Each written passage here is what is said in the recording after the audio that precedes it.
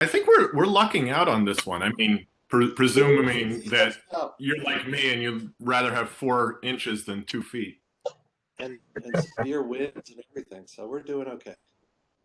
Okay, it's 5:30. Let's call the meeting to order. Roll call. Counselor Gilmore. Here. Counselor Forgy. Here. Counselor Wheeler. Here. Aaron.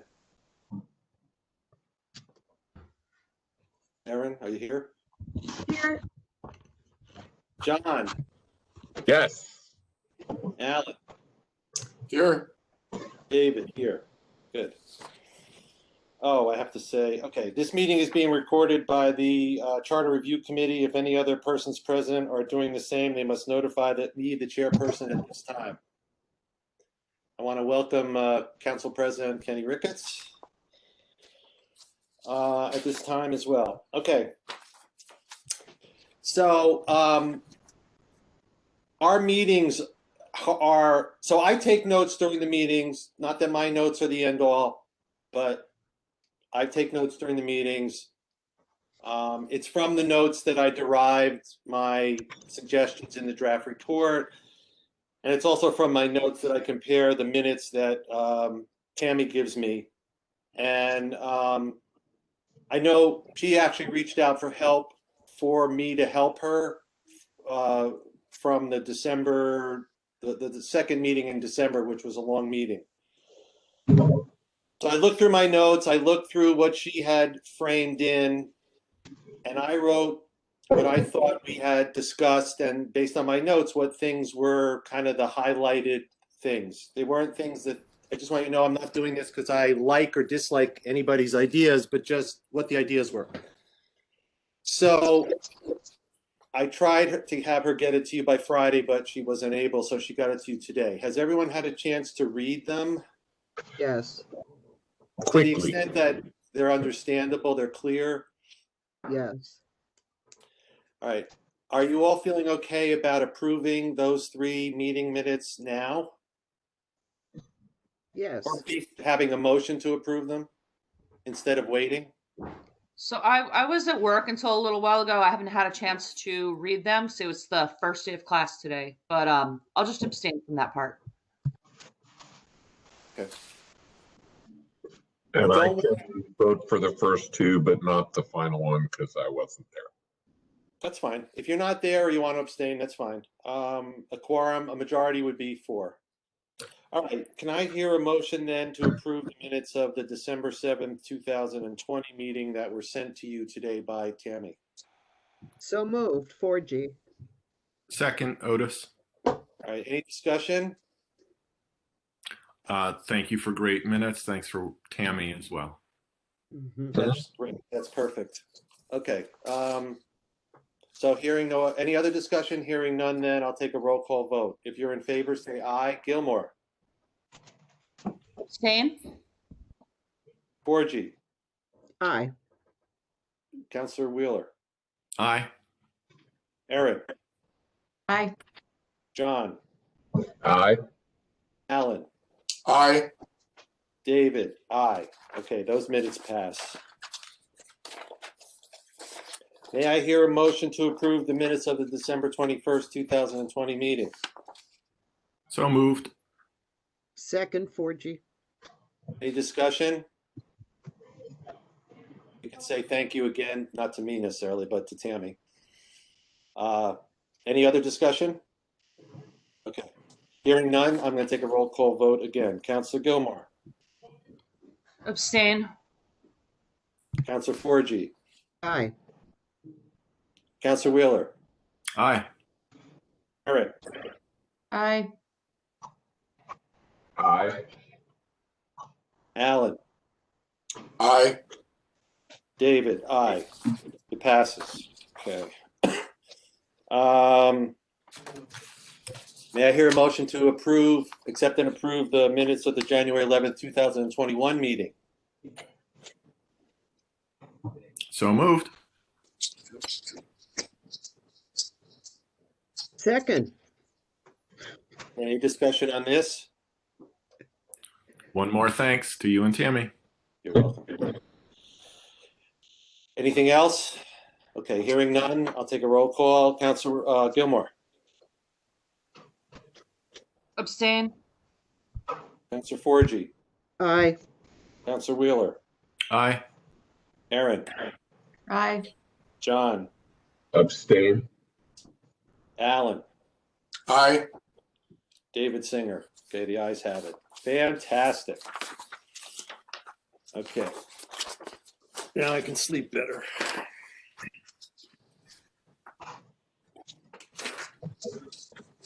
Okay, no public hearings, no motions, discussions. So I guess I want to understand from everybody where I'd like to just hear from everybody one by one where they are with this. Not everyone responded, which is fine. But does that mean we're expecting something? What does that mean? So, because I'd like to first hear that and then see what we should do today in terms of reviewing everybody's suggested changes and moving that along. The other thing I'd like to talk about again, and I'd like each of you to address it as we go through this right now, is how you see this moving. Are we, based on now having time to digest the draft report and seeing all the recommended changes and kind of seeing where we are we at the point where we're heading towards closing this up? I'm saying we could keep having discussions, for example, on Section 6, the Public Safety Commission, but where are we at? Where do you think we're at? And then that would help me in terms of guiding us through the materials. So on my screen, I have Otis as the first person. So I'm going to ask you to tell us what you think. Thanks. I had a chance to go through everyone's comments, and they were good comments. I tended to agree with a lot of them.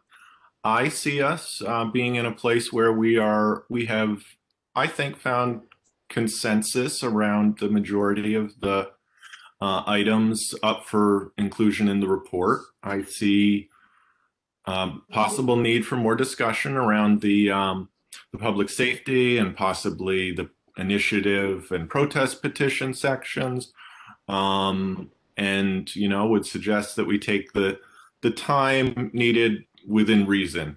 And as far as the comments that I made, at least a couple of them were actually more towards what our report should say and the exact language to be included within the report, more so than actually disagreeing with recommended changes. So, I think if we kind of go through, it seems to me like we'll have time tonight and/or at the next meeting to go through everyone's suggested changes and kind of talk out the things that we haven't quite wrapped up, but I feel like we're on our way.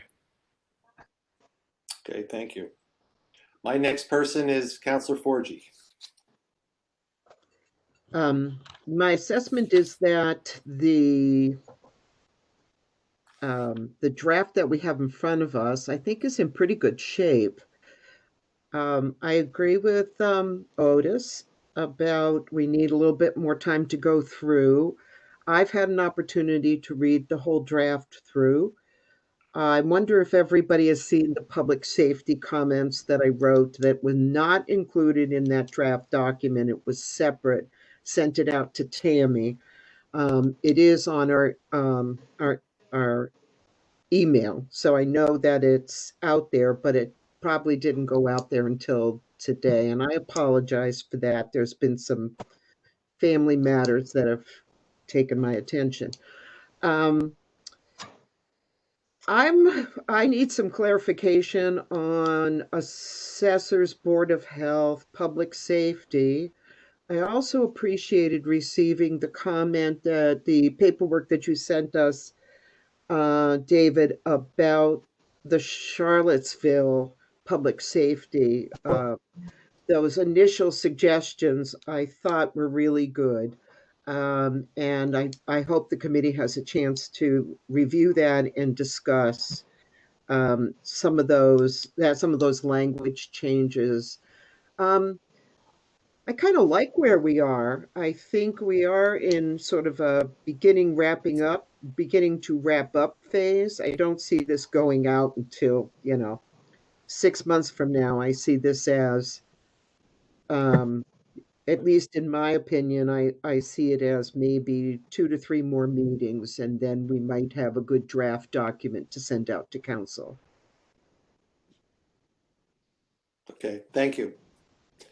Next person is John. I mostly agree with what people have said here. I think back to some of the basics, I do agree with the idea that changes to the charter are changing a really fundamental document, and the general feel that we think some of this can and should be handled through ordinance by the city council is a good one.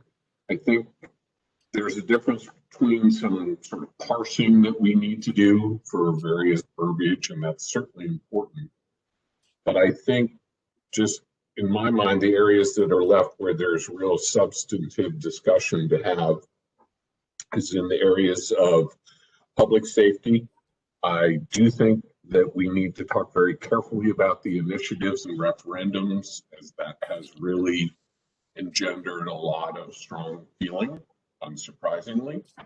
And my recommendation would be that we have a meeting or meetings, if necessary, to hash out the last of the true substantive issues, and then follow that up with a meeting that's really just about parsing the final document, where we put most of the intellectual discussion to bed, and then we focus, as we should, on communicating really a clear and concise document. Thanks. Sheila. So I think that I agree with who we've heard from so far in the group. We're pretty close to completing this, and I think that I like the idea of maybe limiting this to the next several meetings, because if we wanted to, we could work on this for 8 years and figure out where this comma should move. But if we give ourselves a reasonable deadline, I think that we're in really good shape. Okay. Thanks, Alan.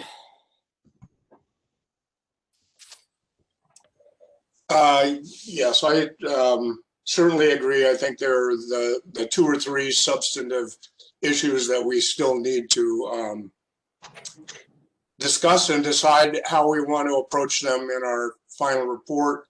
I had a chance to review all the comments, and I agree with, it's probably 90% of them, and I think probably most everyone else does as well. So if we have 1 or 2 meetings related to the substantive issues, including public safety, initiative and referendum, possibly ranked choice voting, possibly the public health, the health department. I think, once we do that, we're pretty good, and the rest will be details of language. Okay, thank you. Erin. I agree. I'd like to wrap this up in a few meetings, and I feel pretty prepared for that. But I too would like to just review the Board of Health. I feel like I still don't have clarity on that. Ranked choice voting, I would like to discuss, even just to confirm how we want to send that to the council with our pros and cons, as it were, or not, as well as the referendum and initiative and the police public safety board. Good.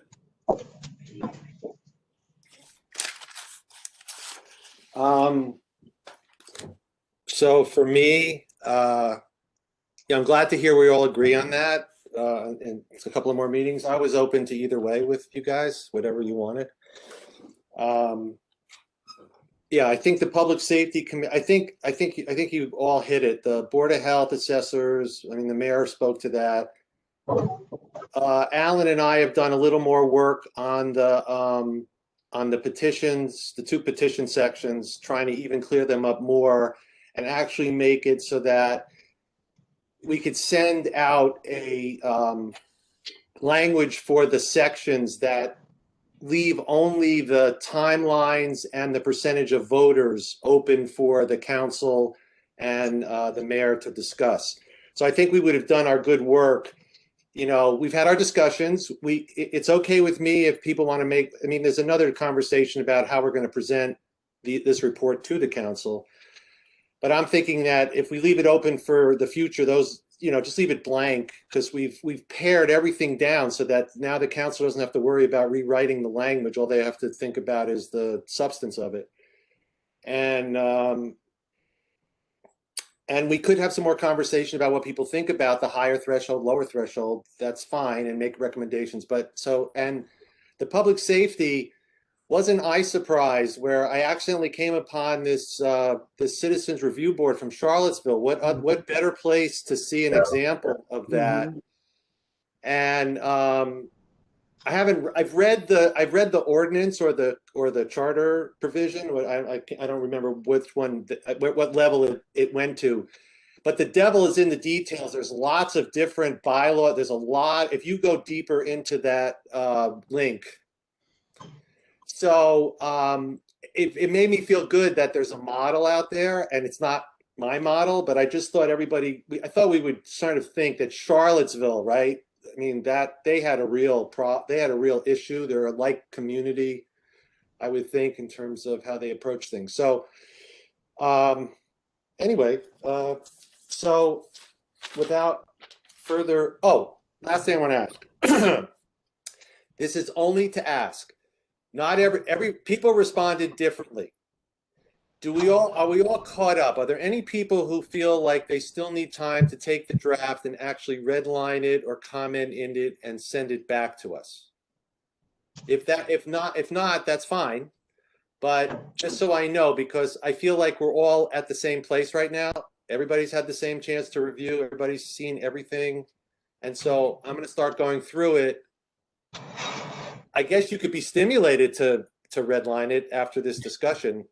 As far as I'm concerned, you're open to doing. I was thinking about it today. I want to remain open to suggested changes as long as I can, but I do not want, just so you hear it first, I don't want when we're at the end, oh yeah, let's talk about that. Okay, I just wouldn't think that would be fair to the group. So got all this time, everybody's got their different timelines, people have whatever, that's fine, I get it. But you're going to have to do something at some point, or else we're going to get to a final discussion and we're just going to be talking about the finer points and not, unless something, of course, emergency comes up. But just so you all know that, just a warning. I hate to use the warning, just what's the right word? Just letting you know. Okay. I was thinking that we could take all the documents. I've actually split my screen, like that's big. And I was going to put up the document to the right and then see your faces on the left. And the person who wrote the document can defend it to us. Professor Singer wants you to defend your dissertation to the rest of the class. And we can go over the stuff together. I'll take notes, and maybe we can see whether we like it, whether we think it, you know what I mean? Just start to do it. And I think we can get through that tonight, myself.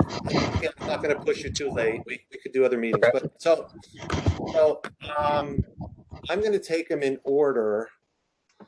So I'm going to do Alan. Well, actually, that's not true. Otis was the first.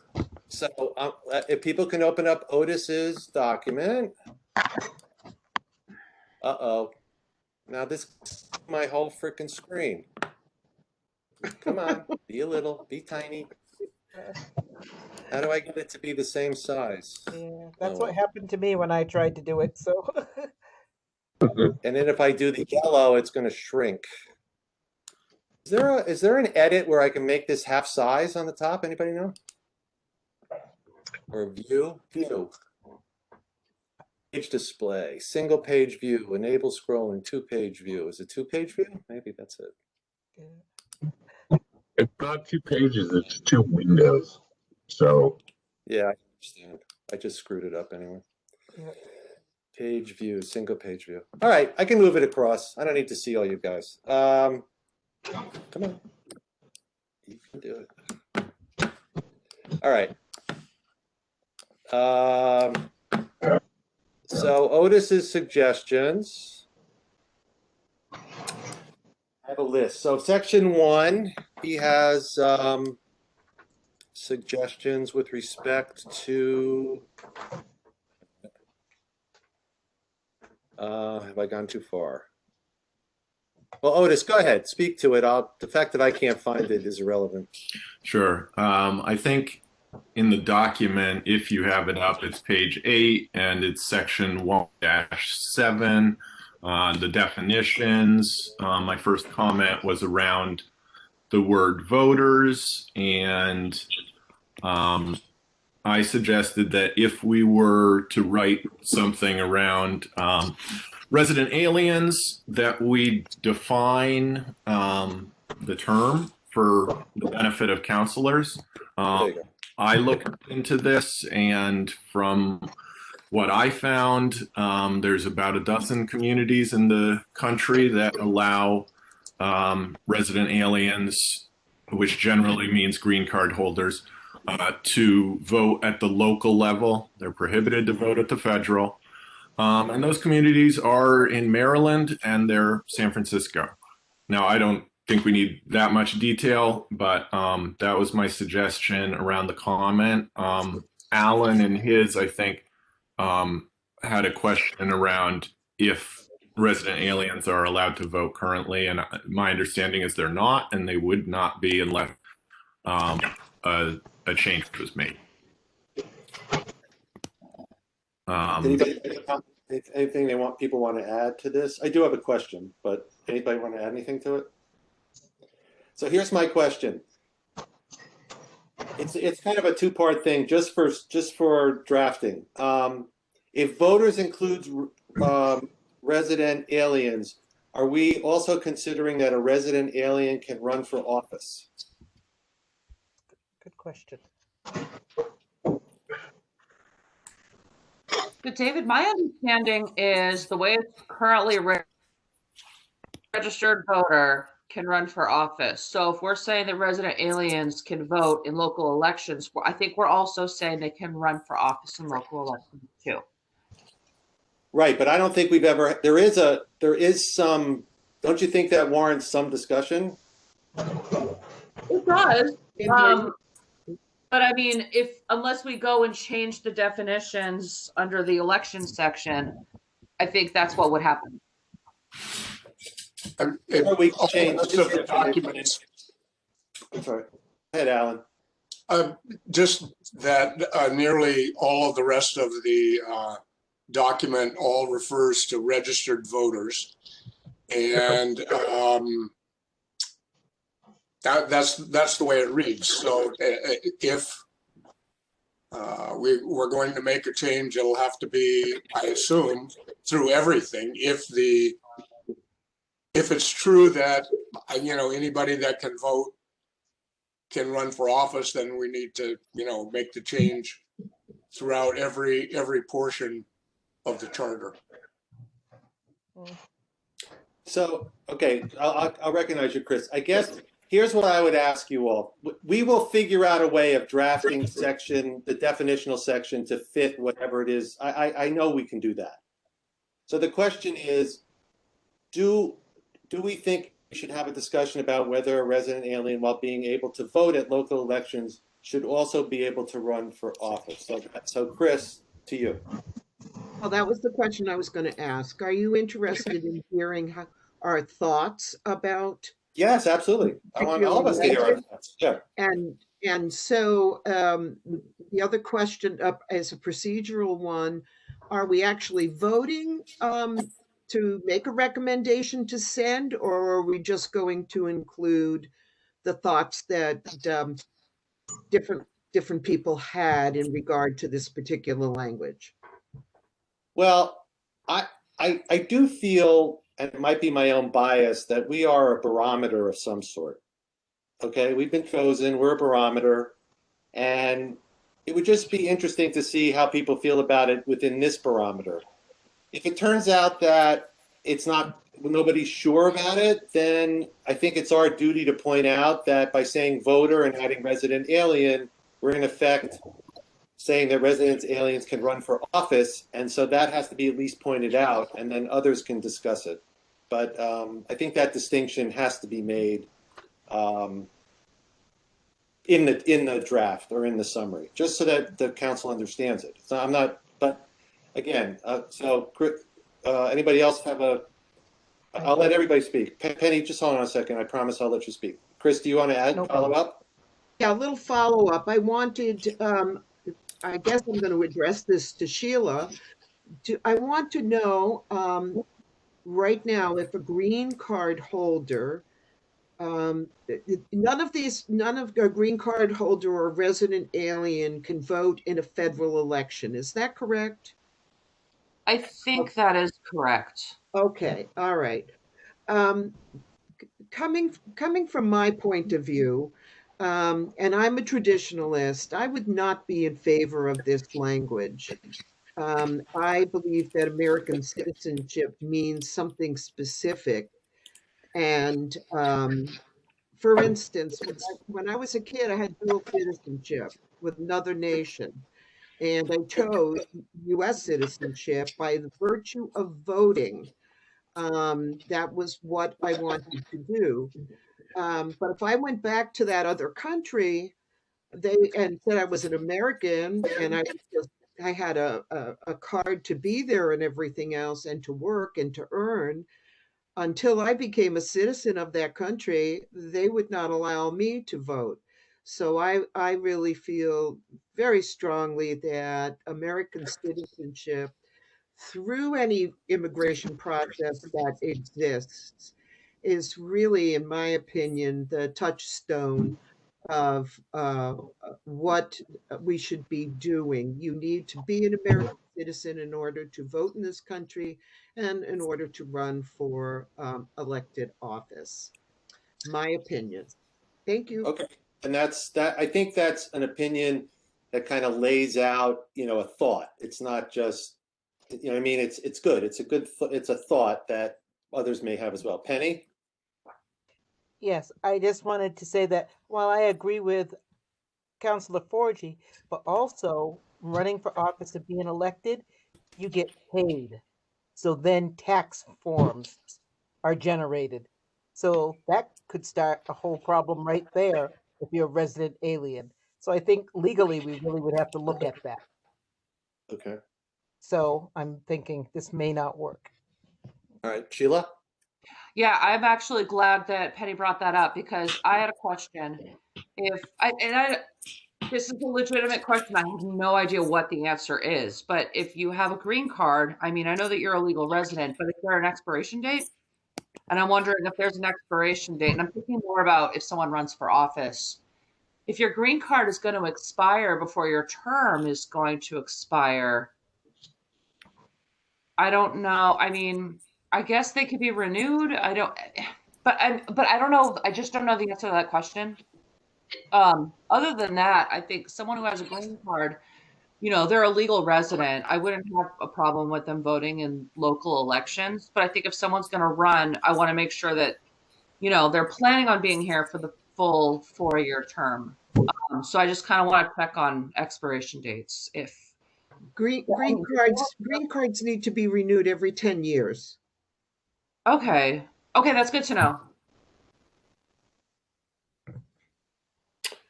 Anybody else have anything to add to this? Alan? Yeah, I would just say that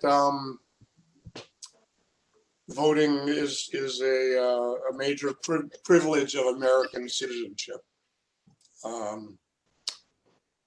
So that's, I believe the citizenship argument that Christine put forward is a good argument. So obviously running for election would be the same. Running for office. Yes, John. I think this is a fairly classic slippery slope argument. I think exists difference between a resident alien and a citizen for a reason. And those distinctions were thought out long ago. And I don't have as much concern about a resident alien potentially being able to vote, although I have some concern because I agree with Alan. But I think the functional problems of saying they can vote, but then you have to stop there because I certainly don't know what legalities come into play. And I also think the functional points that Chairperson Ricketts brought up really are sensible, and we have to think about what the function of this in the real world would actually be. So, I mean, if we want to say that there was discussion about this and leave it to the counselors, we can, but I certainly would not be in favor of putting it forward as a recommendation of the Charter Committee.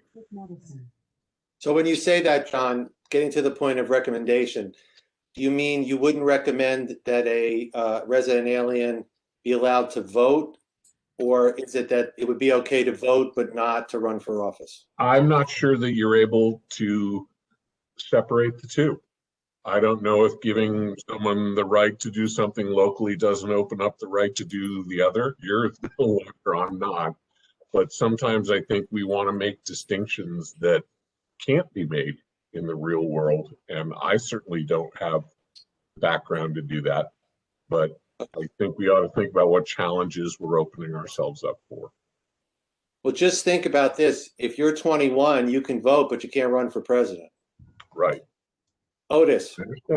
I understand, but you know, I wonder if this isn't something we have various other points within this document where we're saying here was the discussion that was had and we leave it to the council to talk about it. Yeah, that's fine. I think this is an area where that's a good idea. Okay. Otis? Thanks. Yeah, I agree with John that I see this as being fairly controversial, and I think it would be appropriate for this body simply to say, well, what you already said, the discussion occurred around it, and then if others agree, to just include one explanatory sentence, such as the one that I suggested. That said, I will, since everyone else spoke to it, say that I believe a green card holder is a substantial part of the community. I have multiple people in my family who've married green card holders. They generally tend to be tech workers who are here to stay. But I feel the same way, would feel the same way about any person who is a year-round member of the community. A resident alien does not refer to an undocumented citizens. So the concerns around taxes, I think, are not necessarily relevant. So from my personal standpoint, I would support this, but I don't see it having a lot of support in the community. And I probably would want some language to around the mayor. I think the mayor should be exempt if the city were to go this route. Okay, it didn't sound like you had said anything about elected officials. So, okay, I see. So you would go up, you feel a little more inclined to allow a resident alien to run for office, but maybe not mayor. Exactly. Okay. All right, my ending of this is that I think they're distinct in some ways, although I think you're right that politically they won't be made distinct. The reason I think they're distinct is I liked when I first heard the idea that resident aliens should be able to vote in our local election because they live here and work here and may own property here and are part of our part of our city. And I feel okay opening up that piece. I know it's a little different than others have said, but I feel okay with that. I don't feel okay with running for office. And I can be talked out of it, but that's the piece that I feel is it's a different conversation. So instead of creating, chaos, not chaos, instead of creating a controversy for the city council on this issue, I do think I like what Otis wrote in his remarks. So unless others tell me that they can't, that may not work, at least we can make a suggestion, and then we could put in the idea that, there needs to be more discussion about whether a resident alien can run for office or not, and leave it at that. Does that work for everybody? Okay. Thanks. All right. Let's see. Otis, I want to make sure. Oh, okay. So the next thing that Otis talked about was this provision about the electronic notices. And Yeah. Otis. And yeah, my comments were really actually just clarifying what I had meant. But I liked what Alan wrote in his comments. I don't have it in front of me right now, but I would suggest that we talk about it while we're going through Alan's. He basically suggested something electronic communication, with receipt. I forgot what the exact words were, but I liked them, and maybe it makes more sense to talk about it. Yeah, it said something like secure electronic communication or something like that. I don't know either. I'll look at it when we get to mine. No, it was he tightened up what I had sort of suggested, but I think Otis, I just want to clarify. It seemed that here you were concerned that we leave if we left language in about giving actual written notice, that it would cause problems for the clerk's office. It would be like a redundancy that you're really looking for the other solution. Right. I think it'd be great if it could be written in such a way that electronic, and it's a difficult problem because you want everyone to be reached, absolutely.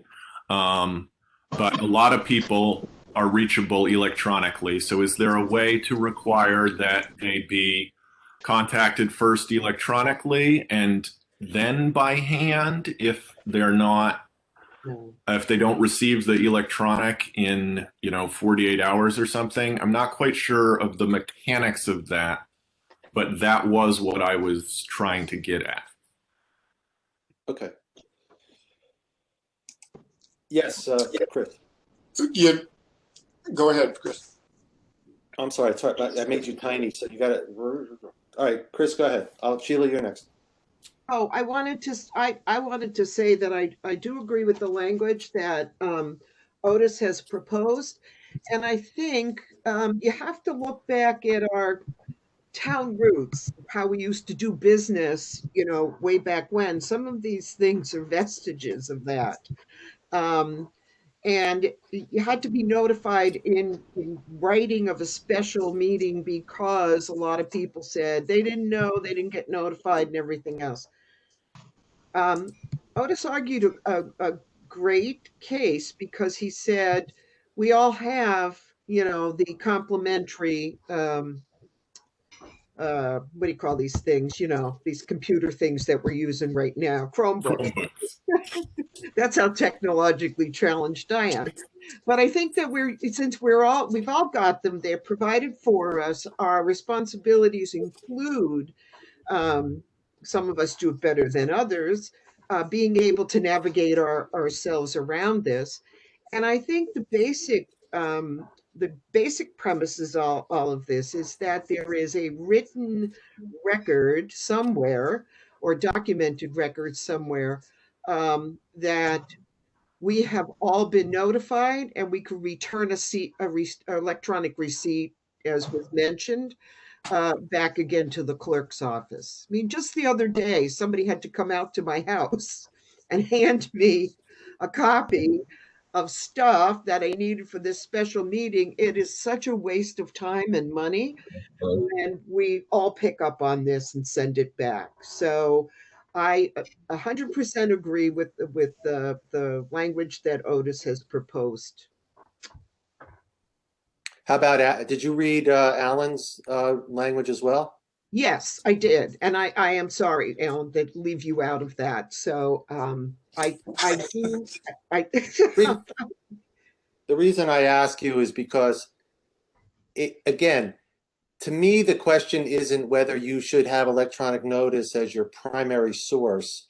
The question is, in order to elevate the council to electronic notice as the preferred source, you all have to be sure that everyone on the council has access to electronic notice, just like you all have access to the post office, just like you all have access to a courier running to your house and leaving you documents. The charter doesn't allow for electronic notice now, and so we're trying to add that as an option. What I read Otis saying is to eliminate the written notice, but what I'm saying is, in fairness to the system, make the electronic notice the preferred notice, and if the clerk can't get one person through electronic notice, then they drive up to Chris Forgy's house and they leave a bunch of papers on her. But there has to be, there always has to be something that the clerk could look to where she knows or he knows that they have given notice properly. So while I think, just my own personal opinion, that Otis's suggestion is a good one, what Alan did was take Otis's suggestion and condense it into language that would give us the other option. So if the other option is achieved, i.e. Chromebooks, a communication exists that this can be done, then you don't go to the written notice. You don't have to. But I don't think you can eliminate the written notice as an alternative, is my own personal. Alan. Go ahead, Alan, please. I mean, if we just change the language there to say either by written notice delivered by hand, blah, blah, blah, or by secure electronic resource. It still demands that the members be notified. It just leaves it up in the air, or by choice. For the clerk to handle it. Okay. Whichever way is simpler, or whatever way is necessary. Well, you have to achieve the result that the clerk knows that everyone got notice per the charter. Doesn't mean that they read it, doesn't mean that they opened the door and actually brought the box into the house, doesn't mean they went to the mailbox and collected the mail. And just because a receipt happened, it could be your spouse clicked on the machine and said, I received it. So, but there has to be some way that the clerk can certify that every member got notice pursuant to this legislation. Yes, John. Sheila had her hand up before I did. I'm sorry. Did Sheila put her hand out? Sheila, I'm sorry. Go ahead. I did. I'll be very brief. I just want to say that you don't have to be brief. We had a city councilor who served with us who did not use email. And I know that I'm not on the council anymore, but, maybe we want to leave it open so that there's an accommodation for someone who maybe doesn't have reliable access to internet. But I do feel bad for the clerk. I mean, I got the same notice that Chris did the other day, and I feel bad that she has to take time out of her day and drive to everybody's house, because we have 9 councilors and 9 precincts plus the 4 at large. So it does seem like it seems wasteful. No, I agree. I think what's been suggested will solve that problem. It's just how to write it. John.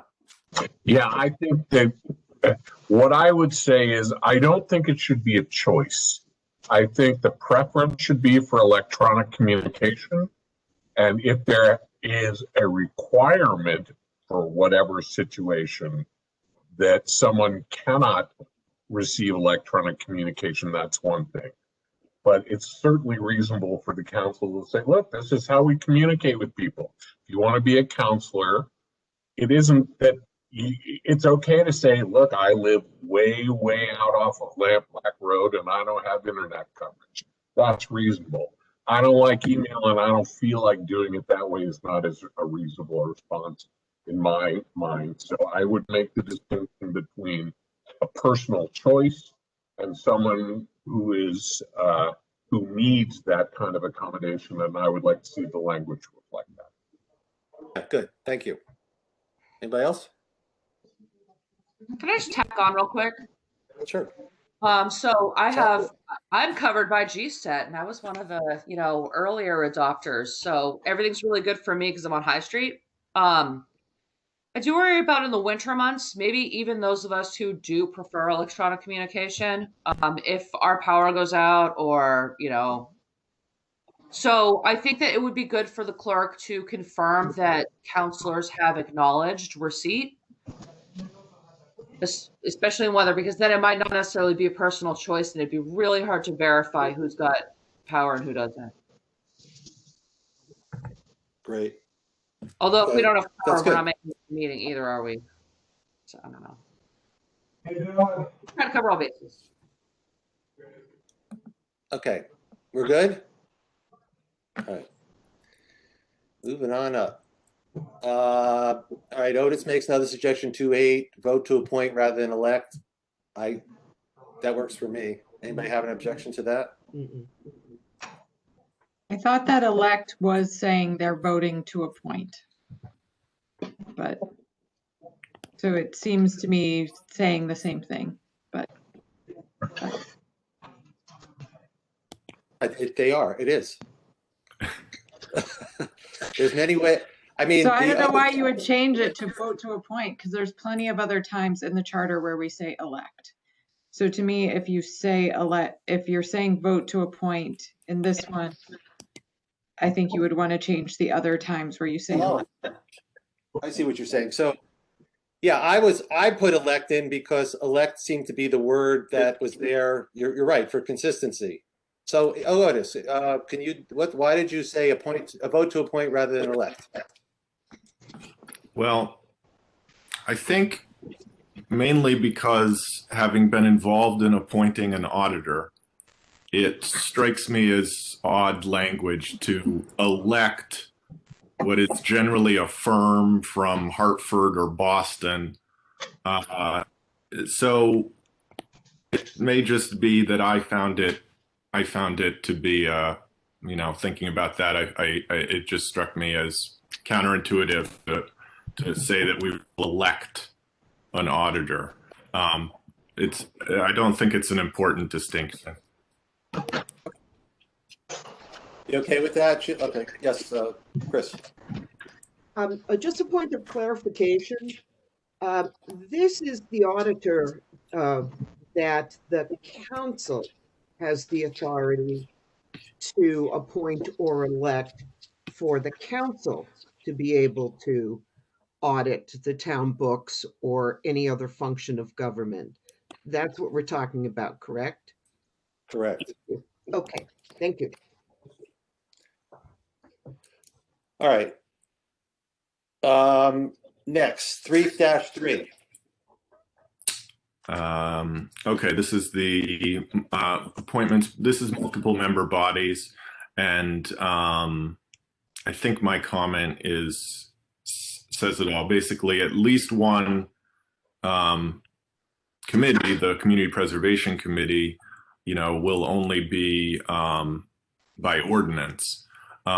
So that's why I suggested adding the words "or by ordinance." Okay. Anybody have any? All right. I would just suggest merging the two, and instead of saying except as may otherwise be required by the civil service law, say except as may be as may otherwise be required by ordinance or other applicable law, which is the original law. And I think that leaving that there is worth doing. So that's, I would merge those two. That's my suggestion.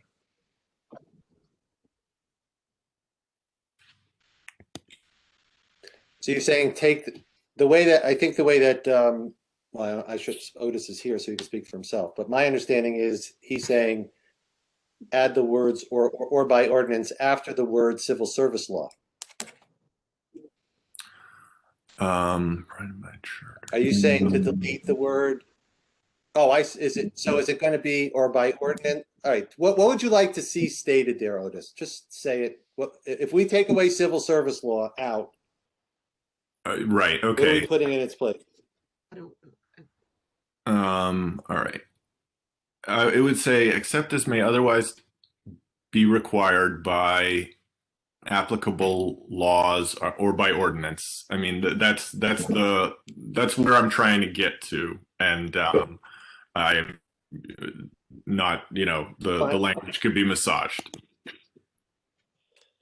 Okay. Now I understand. Chris. We still have one department in the town of Greenfield that operates under civil service. So I am uncomfortable removing the words civil service law until civil service goes away for the town of Greenfield. I feel it's very specific. All right, so it's not going to do any harm if it said civil service law, comma, by ordinance or by applicable law, right? No, I think that'd be a good That compromise. does it. Yep.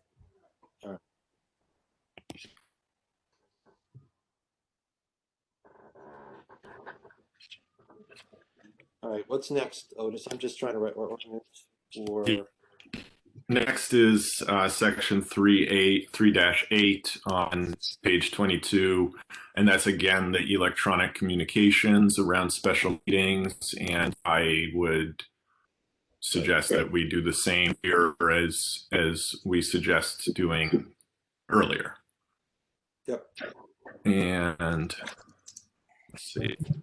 So if we move on, trying to scroll here.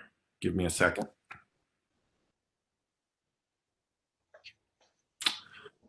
Okay, so the next one was around the Planning and Construction Committee. It's on section 6-7 and on page 36. And this really just feels to me like a really substantive change that I just don't feel like I have heard from the Planning and Construction Committee on this one. And we may have, the initial suggestion may have come from Gene Wall, who sits on the Planning and Construction. And I know that Mayor Wiedegartner has also suggested it, and I don't necessarily have any objections to it, but I do kind of think that our body here maybe should discuss it a little bit more, just around, why was this in the charter in the first place? Is it fine that the city has generally not been, I guess, operating, within the constraints of this language? And does it make sense to delete it? I was just hoping for a little bit more discussion around it. Okay, anybody want to say about it? I know I think the mayor made a suggestion. Yes, she did. In her letter. Yeah, I'm trying to find that. Somebody want to open that? If you can ask me to open 3 windows, you're pushing me luck. I think, if someone opens it, feel free to interrupt me. But I mean, the general gist of it, as I recall, was shifting the burden to the executive branch or more so the Office of Planning and Development and the building inspector.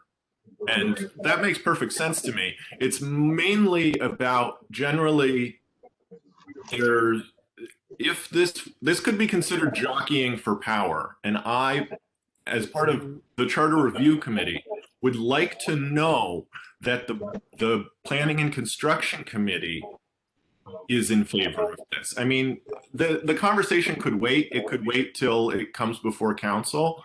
But it would affect my vote or my sentiment here now to know that planning and construction feels this way. Okay. Okay. Anybody else? I can't see everybody, sadly, because I'm still looking here. service isn't as good. We did receive an email from a John Andrews about this section. So that's right. Just What something. did he say? Let's see. I would suggest share in responsibility or some other terminology to reflect the committee's level of interaction on building projects. Rarely does our committee get past an advisory role in most of the city's construction projects. It would be a shame for this body to get the blame for a project in trouble given our level of participation. Yeah, I think that's what motivated me to do that. I'd forgotten about that it was email. Okay, good, Aaron. So is that helpful to you, Otis? Not that we have to change what we're doing, but is that helpful to you? Yeah, I'm still curious, what the original writing of the charter, was there a particular reason that responsibility was given to planning and construction on these projects? And I just wanted to point out that Alan had his hand up. Right. Can't see. Yeah, I could read you what the mayor said. She suggested one full sentence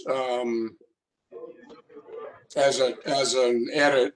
I don't know whether that helps anybody. I'm sure everybody has it somewhere, but I could.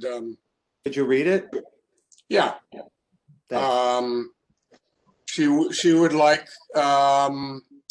the last sentence to say, whenever any construction work on any municipal building or other facility is authorized, the Planning and Construction Committee shall monitor the work through contact with the Department of Planning and Development and Building Inspections Department. And her rationale is that the current sentence is inaccurate as far as what currently happens. It doesn't describe the current process. All right, so I can't see everybody's picture, so if you want to just, somebody help me. I can't see Chris, I can't see Sheila, I can't see Alan anymore. I turned my video off because I was getting a lot of delays. Yeah, okay. But if you want to be heard, I'm not coordinated enough to look in the chat room, so if you want to just say, me. So here's how I would blend what Otis is saying with what Aaron read and what Alan read. I'll say this. I don't remember specifically why we did this planning and construction committee, except to the extent that the old form of government didn't have one of these things. And so it was a place to start. But I think as a matter of practice, the committee kind of got pushed aside for its more specific roles that were anticipated and ended up not really doing what everybody had imagined, because each of the projects had their own. And I think this also, again, it's not fair for me to say any more than memory. I think this came out of the middle school as well. Yes. That there really wasn't any place to. There was no body in the community that was set up to do anything to defend what was happening from the contractors, and I think this was set up as a way to do it. But so why don't we do this? And I think hopefully this would be just a place to say what people are saying, and just let the council decide how they want to write it. If they want to hold a public hearing and get the planning and construction committee people to come and tell you more, that's fine. But it sounds to me like, at minimum, we're learning that the original intent of that provision is no longer the practice, and therefore something has to change. And the mayor's made a specific suggestion, and John has basically said, we don't want to be liable, which I understand. We don't want to be liable for things that we're not really in charge of. So you have, I think if we could lay that out and frame it, now maybe my language wasn't good, so let's frame it better. But does that work for everybody? I think that's as far as we can go anyway. I don't want to have another public hearing to hear from. Yeah, that works for me. Okay. Okay, what's next? Okay, next was around Public Safety Commission, and I just had some discomfort with the exact language of the comments, but I mean, I think that generally we all agree that that section is not quite there yet, and I'll leave it up to you, David, as to when you want to have more discussion around public safety. Well, it sounds like we need to have a big one, so we can wait till we get to Chris's suggestions, for example. Yeah. The reason I use the words that I used, and again, you know, I just did this as a very rough draft just to stimulate these kind of conversations, was because I felt like we had reached an impasse on how we could change the section except by changing the diversity piece in the beginning. And so if you look through the public safety, and we will, you'll see that a lot of what's said there seems to give the Public Safety Commission some power. May not be the power of a review board, but it's so I thought that we had kind of gone through it and thought, at least for the charter provision, that wasn't the issue. Diversity was the issue and the review board was the issue. But again, we'll leave that. But that's the reason I did it, not to leave it out or move it along. All right, what else? Let's get through it. I think, what do I only have one or two comments left? Stolen, give me a minute. Or that may have been it. Yeah, I think that's it for me. All right, good. Oops. Oh, shit.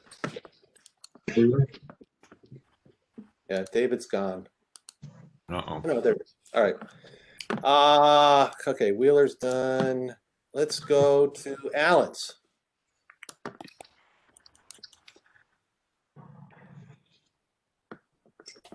Okay, you want me to go through my Yes, comment? Yeah, please. Okay. I don't have them listed by, okay, we've already looked at the resident alien issue, which is on page 6. And I also had a comment there on page 7, the same issue. We've also done some talking about secure electronic communication that allows receipt confirmation. That was my suggestion for wording to allow electronic communication. What we discussed tonight would be to make that as a primary source of communication or by mail if absolutely necessary. Okay. Let's see.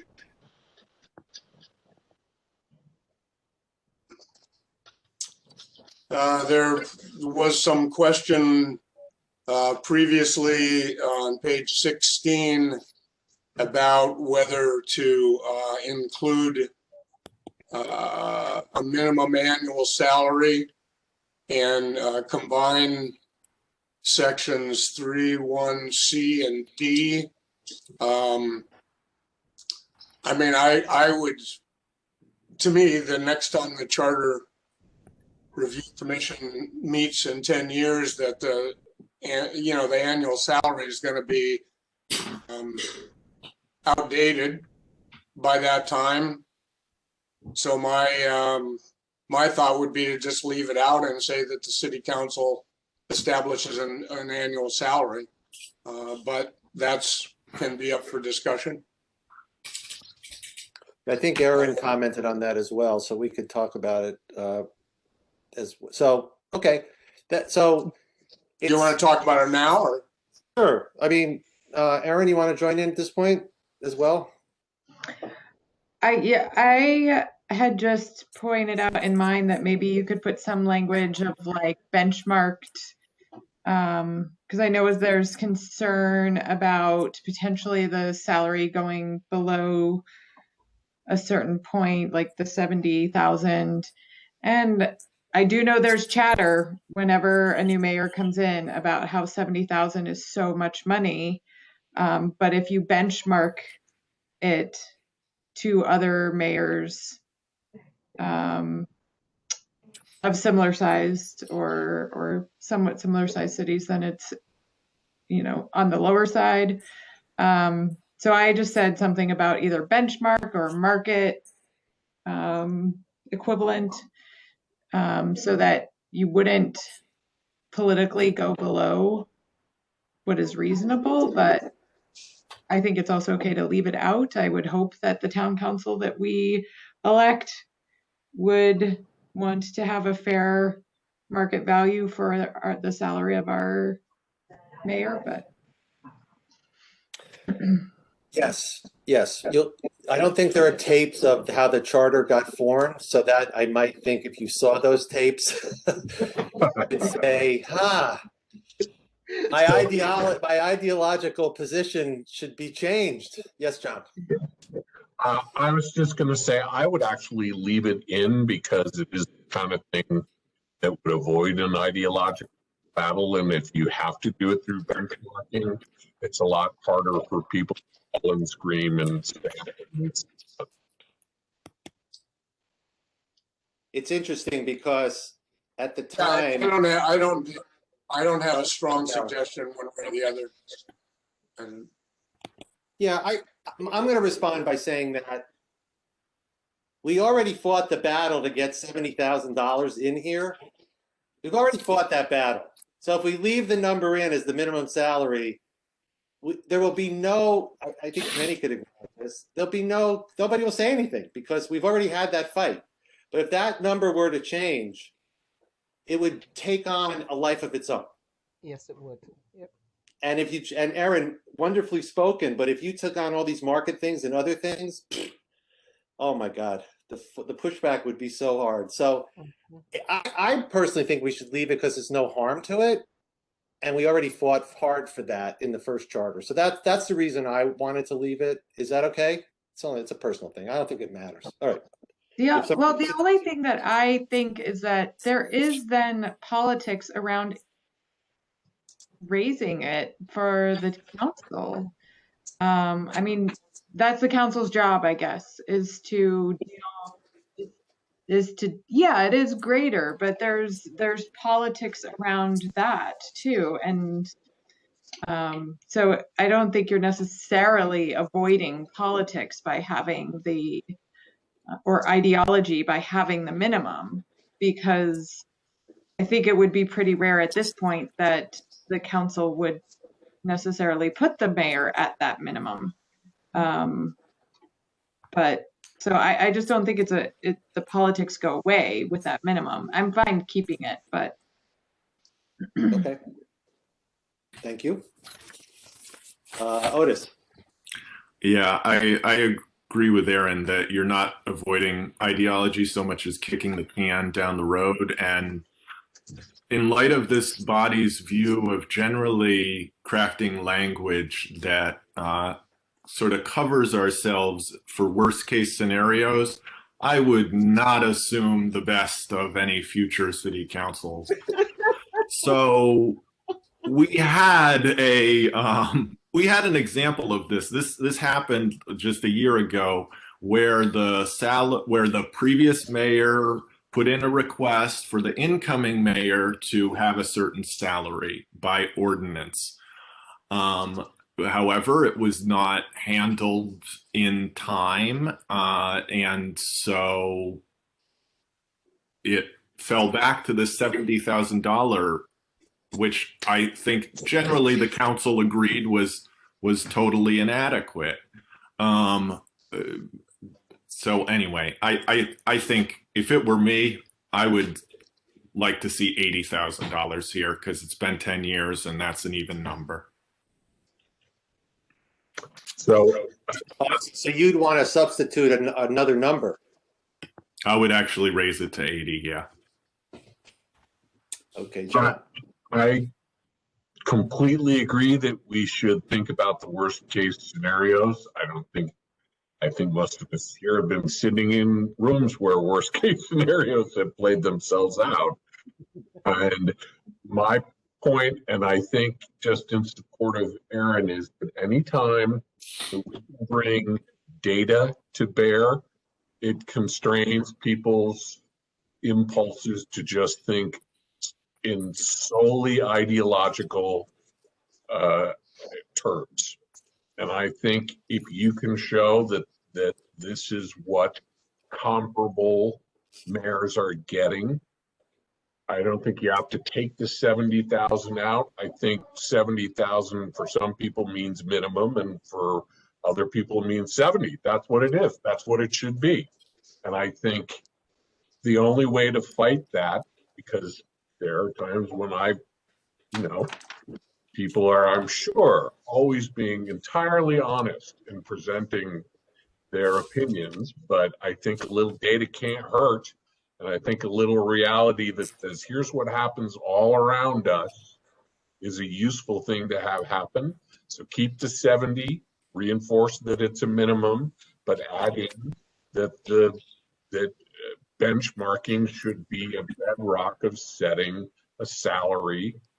And that leaves some flexibility to future councils, but also puts in the charter the fact that you can't put forward an absurdly low salary for someone. It's damaging to the community. Reality has to reign. Okay, good. Good suggestion.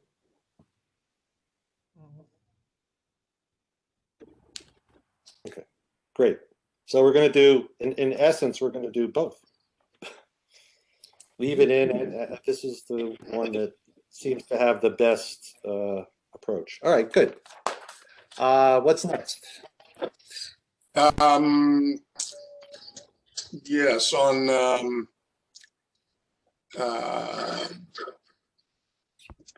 page 21, there's another instance where if we're going to use the wording for electronic notification, we should place that in there as well. Okay,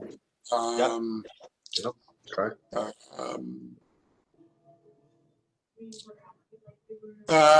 Yeah, there was section 4.2D. yeah, that was to have an officer on the school committee. Yeah. Right. I assume that's necessary. I don't actually know, but Well, it just well means- enough written. Yeah, it just seems it's fluff a little bit.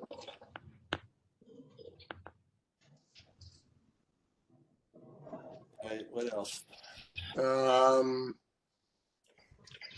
In 6.5, we discussed whether the assistant for economic development and marketing it should be a mandatory position or an option for the mayor, and at this point I would support making it mandatory. It seems like an important function, and so that was my thought. Okay. Anybody else? Yeah, my only thought there is that, currently we have a director of community and economic development, and then the mayor has someone in the executive office who does social media, which is an element of marketing. I was just wondering if this constrains. Do we think that that would constrain, or would the current configuration be allowed? Would that qualify, do you think? I think I that- don't. Go ahead, Alan. The goal was to make sure that the charter required the mayor to have, that the charter, unless there were really severe budget considerations, that the charter forced the council to fund a helper for the mayor that had that side of the equation under control. So the mayor can be the political force. I mean, if we're lucky to get a mayor that had that background, that's fine, but it meant that a mayor could be political, and we had an expert in the town, in the city hall. So I think what Alan is saying is just more that, do we want to have that? Do we want to make sure that the charter causes that position to be there so that the council can't just say to the mayor, well, these are your discretionary requests for hires. We're going to force you to take those out. I think it was more of a challenge for council to not be able to force the mayor to, and I think this was amended. It might have been amended. All right, it's not a big deal, but that's why I was in there. So maybe Otis, you can help me or help us. If you know, or any of the counselors know a little more about the current, I'm just speaking from the past, from the original time. Sure. But that was the reason. It doesn't have to go in there. If you think it's fine, then that's fine. But that was the reason that I highlighted it at all. Okay, next, Alan. Next one was in 6.7b. Yeah, the phrase of time to time is just so vague that it would allow a lot of bad performance if people were inclined that way. So I think at least twice a year is a rather low number to meet, but it is at least something. Okay. Anybody have anything to add to that? Okay. The paragraph on the planning and construction, we already incorporated, Alan suggested in the Yep. last discussion. What's next?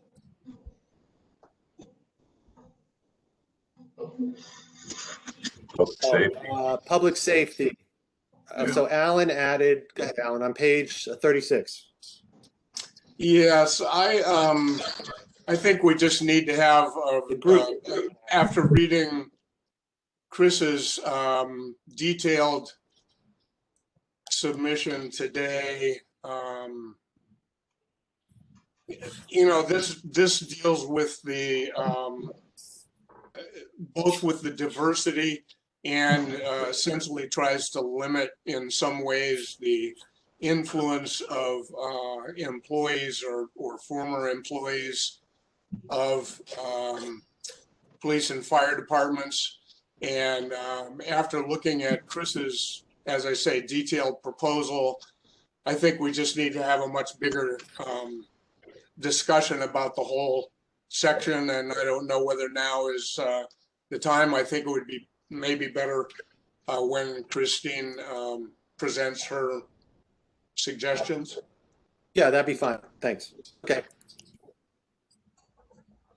I'll make an executive. And again, the from time to time issue is on page 39. In this case, I'm suggesting that at least once a month. Again, that's is a low bar, but it at least gives some guidance. Okay, so the issue is guidance.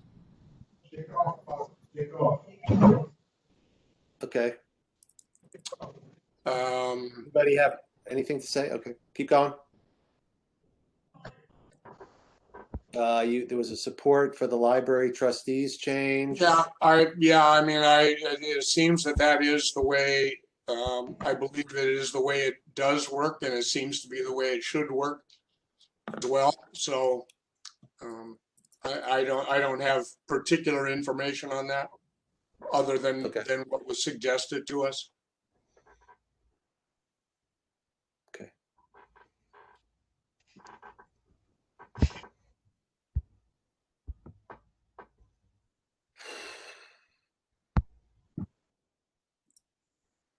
Okay, the Council on Aging gave us numbers, so that's an easy change, unless anybody disagrees.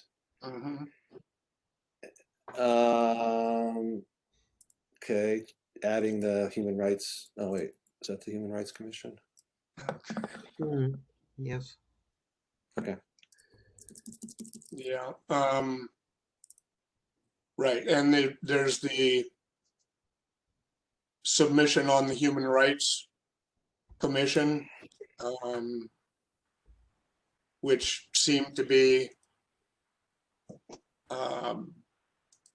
good from what I read in the exhibit. So I want to add to that last meeting, Councilor DeSorder had mentioned about the Greenfield Housing Authority, and there's also another, and that's a statute. It's interesting. So I went and looked that up, and there's a statute that lays out things that could be put into the charter. And then there's a Greenfield Redevelopment Authority that is an ordinance, and that's a similar statute, but for that type of work. So you'd have the Human Rights Commission. I guess a question I have for the committee, which isn't critical to answer, but do we want to add Human Rights Commission? Do we want to add the Greenfield Housing Authority? Do we want to add the Greenfield Development Authority to the charter? And again, it's all statutory, so we can make a cross-reference, or we could amend it, to have it the way we'd like to see it read. But I had made a comment last time about it being a body politic, and that's true, but the statute makes it clear that how people are picked within Greenfield and everything else. So it'd be consistent if we had it in section 6.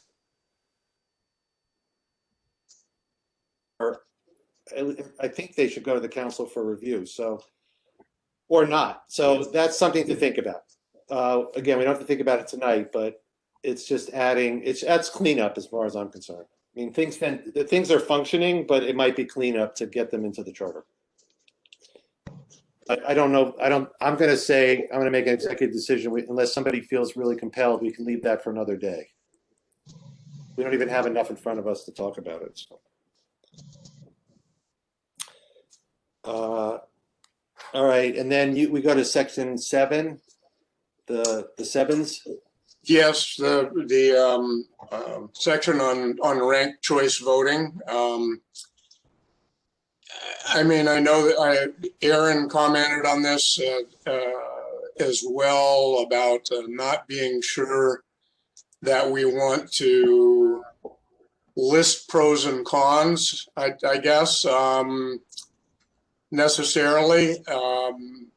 And it's a very big issue, and it's very complex, and there's cities across the country, cities and towns within Massachusetts that have either experimented with it or using it now. Some actually have used it and gone back. And if we're not going to make a suggestion on this, which we are not in any other case, we may even want to just simplify the language to say something like there are pros and cons, and the council needs to have a in-depth discussion about the possibilities. I would also believe that at that point, the citizens committee that is mostly dedicated to this cause would probably be providing testimony or information at that time. And it's definitely an issue for in-depth discussion for the council. Okay. Thank you. Anybody else want to say anything about that at this point? I just want to say that I would be happy if we had something we could attach that described how that works. Doesn't have to come from us voting. I was never thinking we were going to have a vote like 4 people think it's great and 3 people think it's lousy. That's not ever how I thought we would do it.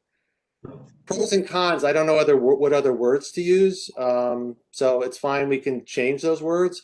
But there are clearly something happens if we go to it and something happens if we don't. So, you know, some way we should at least give the council a running start. Well, David, there's the simple, relatively simple explanation for how ranked choice voting works in single winner elections, which was taken from the East Hampton charter, and all it does is it modifies it defines election in I think it's section 1.7, and it tells how it works in single winner elections. The problem is that multiple winner elections, I tried to figure that out or think if there was any way even to summarize it, and I had no clue. And so some towns, I don't know whether that's their reasoning or not, but some towns use it only for single winner elections. Other towns, actually, I believe Cambridge uses it only for multiple winner elections, and they have their own language to describe it. But again, it's very, very complicated, and I don't know how to explain it simply. The explanation for single winner elections can certainly be provided as an exhibit or with our report, but other than that, for multiple winners, I don't know how to do it, other than to refer them to 2 or 3 or 4 different websites. Okay. I mean, we could dilute this to this level. It seems to me that if we're going to have ranked choice voting, we're going to have a charter commission to do it. So if we tell the council that that's the case, and enough people say, I want ranked choice voting, go do a commission, then we'll have a commission set up based on the law, and that commission will do all the work and decide and provide all the information. For your own curiosity, Amherst just went through it, and one of the exhibits is their commission report, which also has multiple winners. And the formula gave me a headache. So that went to the con of people feeling like they could, like, oh, really? That's how the election came out? How did that come out? Well, the algorithm YBZ, that's how it works. Well, okay. So you can look there, and I'm happy to. I could bring this down to something much simpler and send it to you in that regard. So that works for me. So I appreciate the feedback, Alan. And when we get to Aaron,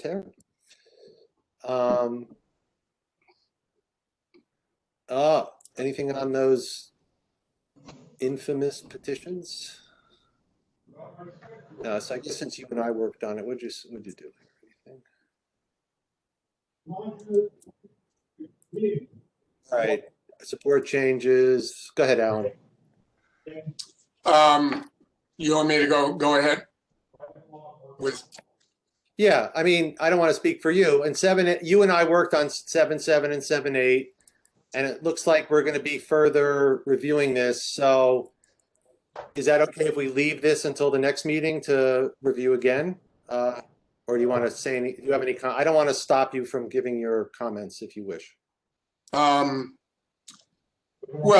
I mean, we did a lot of work on it, and one of the things I think it's been discussed before was trying to make it clear in two ways. One was to write full instructions for both measures rather than refer from 7.8 back to 7.7, which it made for a lot of confusion.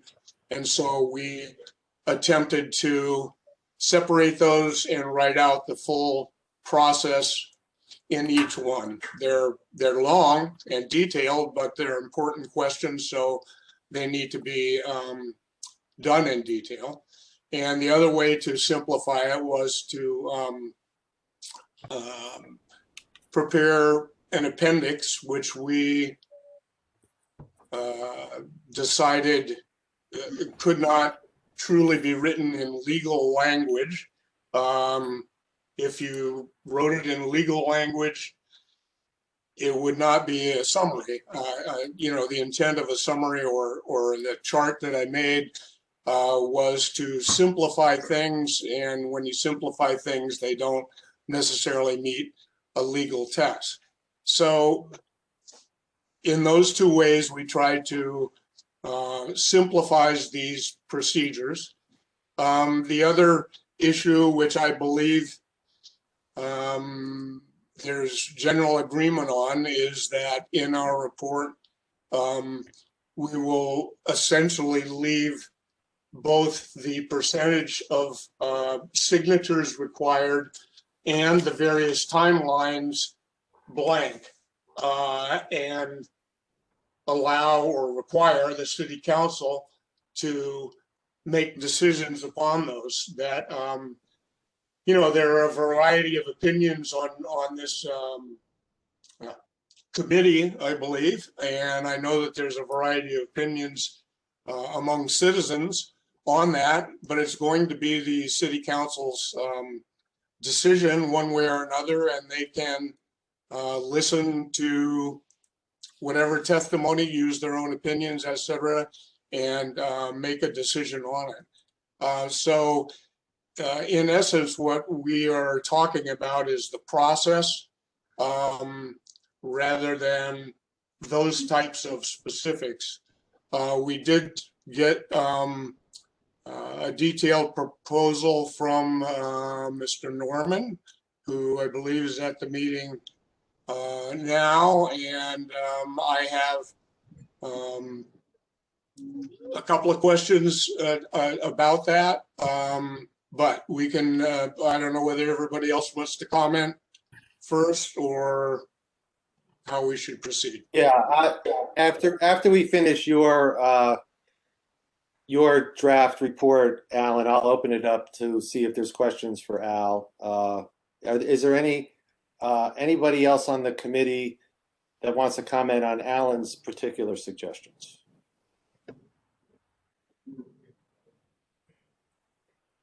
Okay. And then the last thing was you seem to agree with the added language and the recall provision that made it less confusing. Yes. Yes. Okay. Okay. All right. So it's my discretion as the chair of the meeting to allow people to speak that are not part of the committee. In my discretion, we got a long report from our citizen Al Norman, who has, you know, he's very invested in the language in section 7.7 and 7.8. You heard him at the public hearing. I'm not going to give Al a chance to speak to you again, but I am going to give you a chance to ask him questions and allow him to respond. So if there are people that have read Al Norman's, there's two Al's here, Al Norman's presentation or submittal, and you will have questions, so just let me know if you do. And Al, you can speak, please speak to answer the questions, and that would be helpful for me too. I'd want to give you a chance, but that's the narrowness of what I'd like you to communicate with the council. Go ahead, Alan. Alan Woods. Oh, okay. Yeah, Al, I wanted to, I know you really put a lot of time and energy into this, and I think that's great.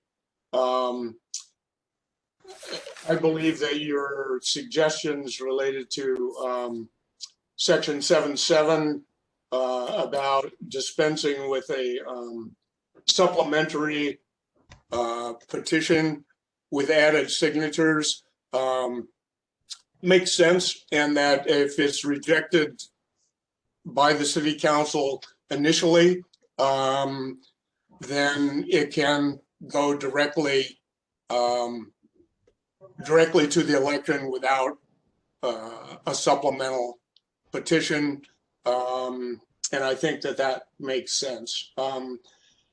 The one major question I had in your proposal, you said it at one point early on that your proposed changes followed the appendix, which described them, and in my reading of what you submitted, I thought there was one point, very important point, where your proposal did not follow the appendix that we had worked on, and that was in section 7.8b.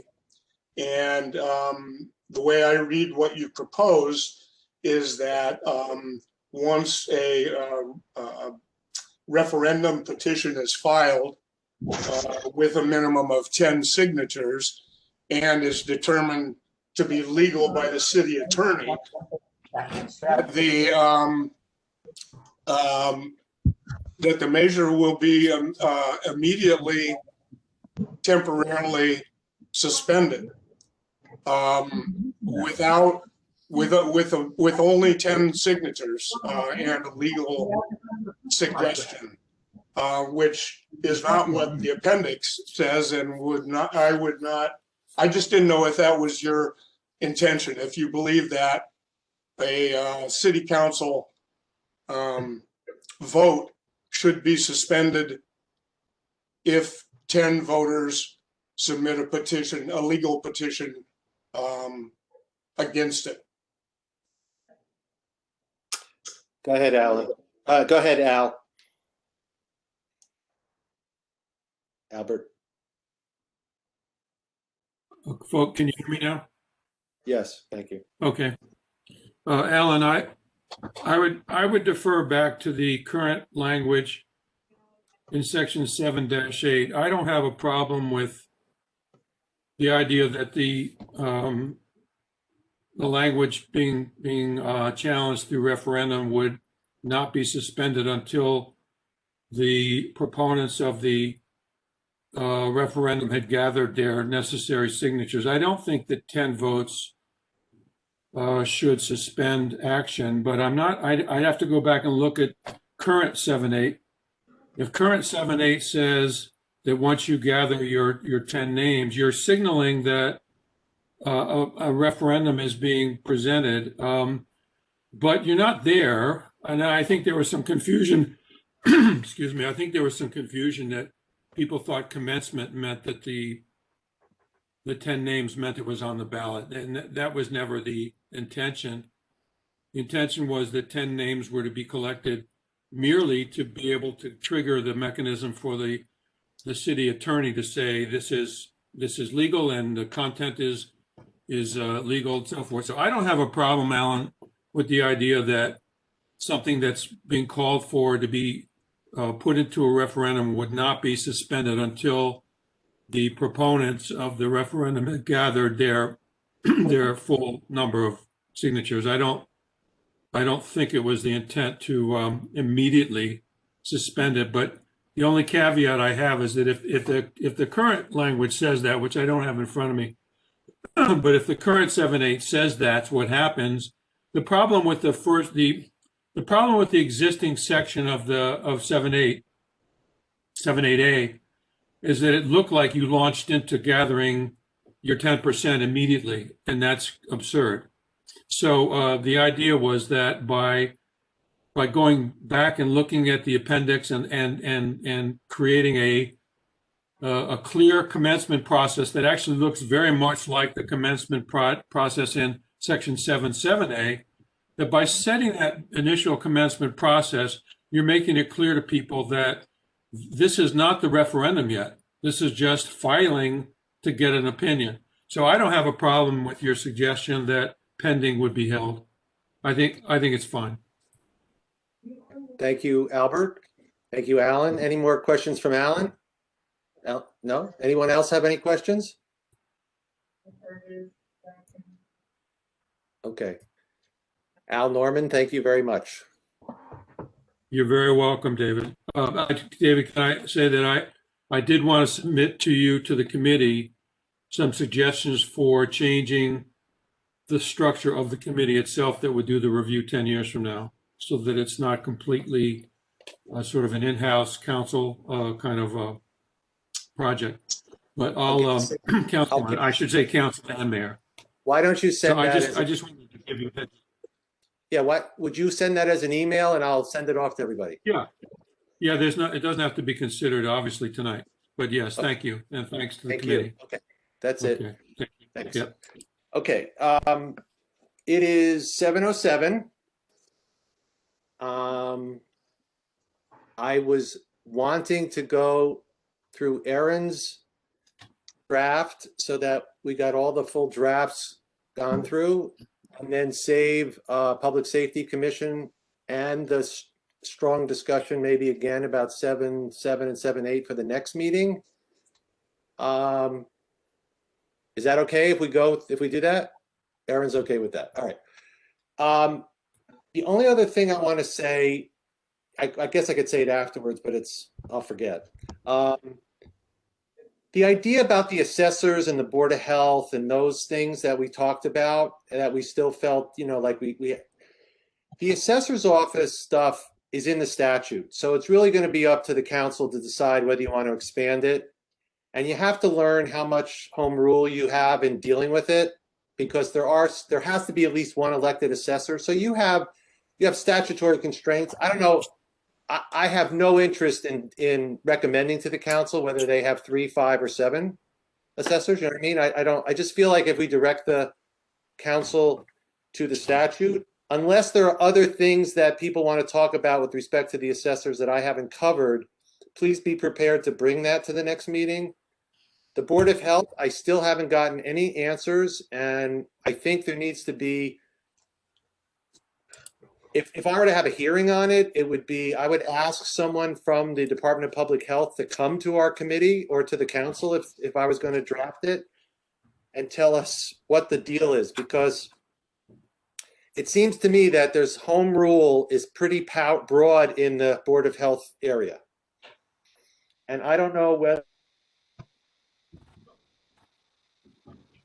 the Board of Health director be governed by the Board of Health or by the mayor. And so the question for us, I think, is to direct to the council, is it a home rule, or is there a statute that, or an ordinance, or a regulation that controls it? I have not been able to find the answer. So if anybody wants to be a hound dog about that, that would be great. And what was the other ones? Public safety, we're going to talk about the two. There may have been another one, but again, if somebody thinks it's important, bring it to the meeting. But I know next meeting we're going to be talking about public safety and 7.7 and 7.8 for sure. Okay, so let's. David, I have a question before we move on. When Yeah, you said that you haven't been able to get an answer to that, are you talking about from the state level? We could start with that. No, I mean, is that where you were looking for answers and couldn't find them? Yes, I actually called, didn't get a call back, and I sort of just didn't do it again. But I've looked online. I've read everything that I could put my hands on about the rules, and everybody talks about the powers of the Board of Health, but it doesn't talk about who controls the director. And then there was some broad statement that said home rule, if the statute starts with how you create a Board of Health, the mayor appoints, that's statutory. But then who controls the director is home rule. So, the suggestion that Glenn made, while that's his feeling about it, he led me to believe that it was the law. And I'm not sure that's the case. It may be the law, but I haven't found it in anything that, not that I'm the best researcher. But if somebody wants to take that on and bring back. So the question to me is, are there regulations or laws that speak to who is in charge of the health director when you have a Board of Health? Or is it open to home rule? And if it's open to home rule, what is the normative behavior? Well, and I have kind of a logistical question about this, and maybe no one has an answer, but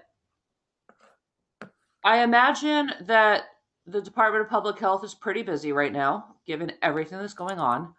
I wonder if we're going to have a satisfactory answer in any kind of timeline that's going to match up with this project. I think the answer is really simple. It's just that I don't have a source for it. The answer is either it's controlled by it's either state law, regulation, home rule.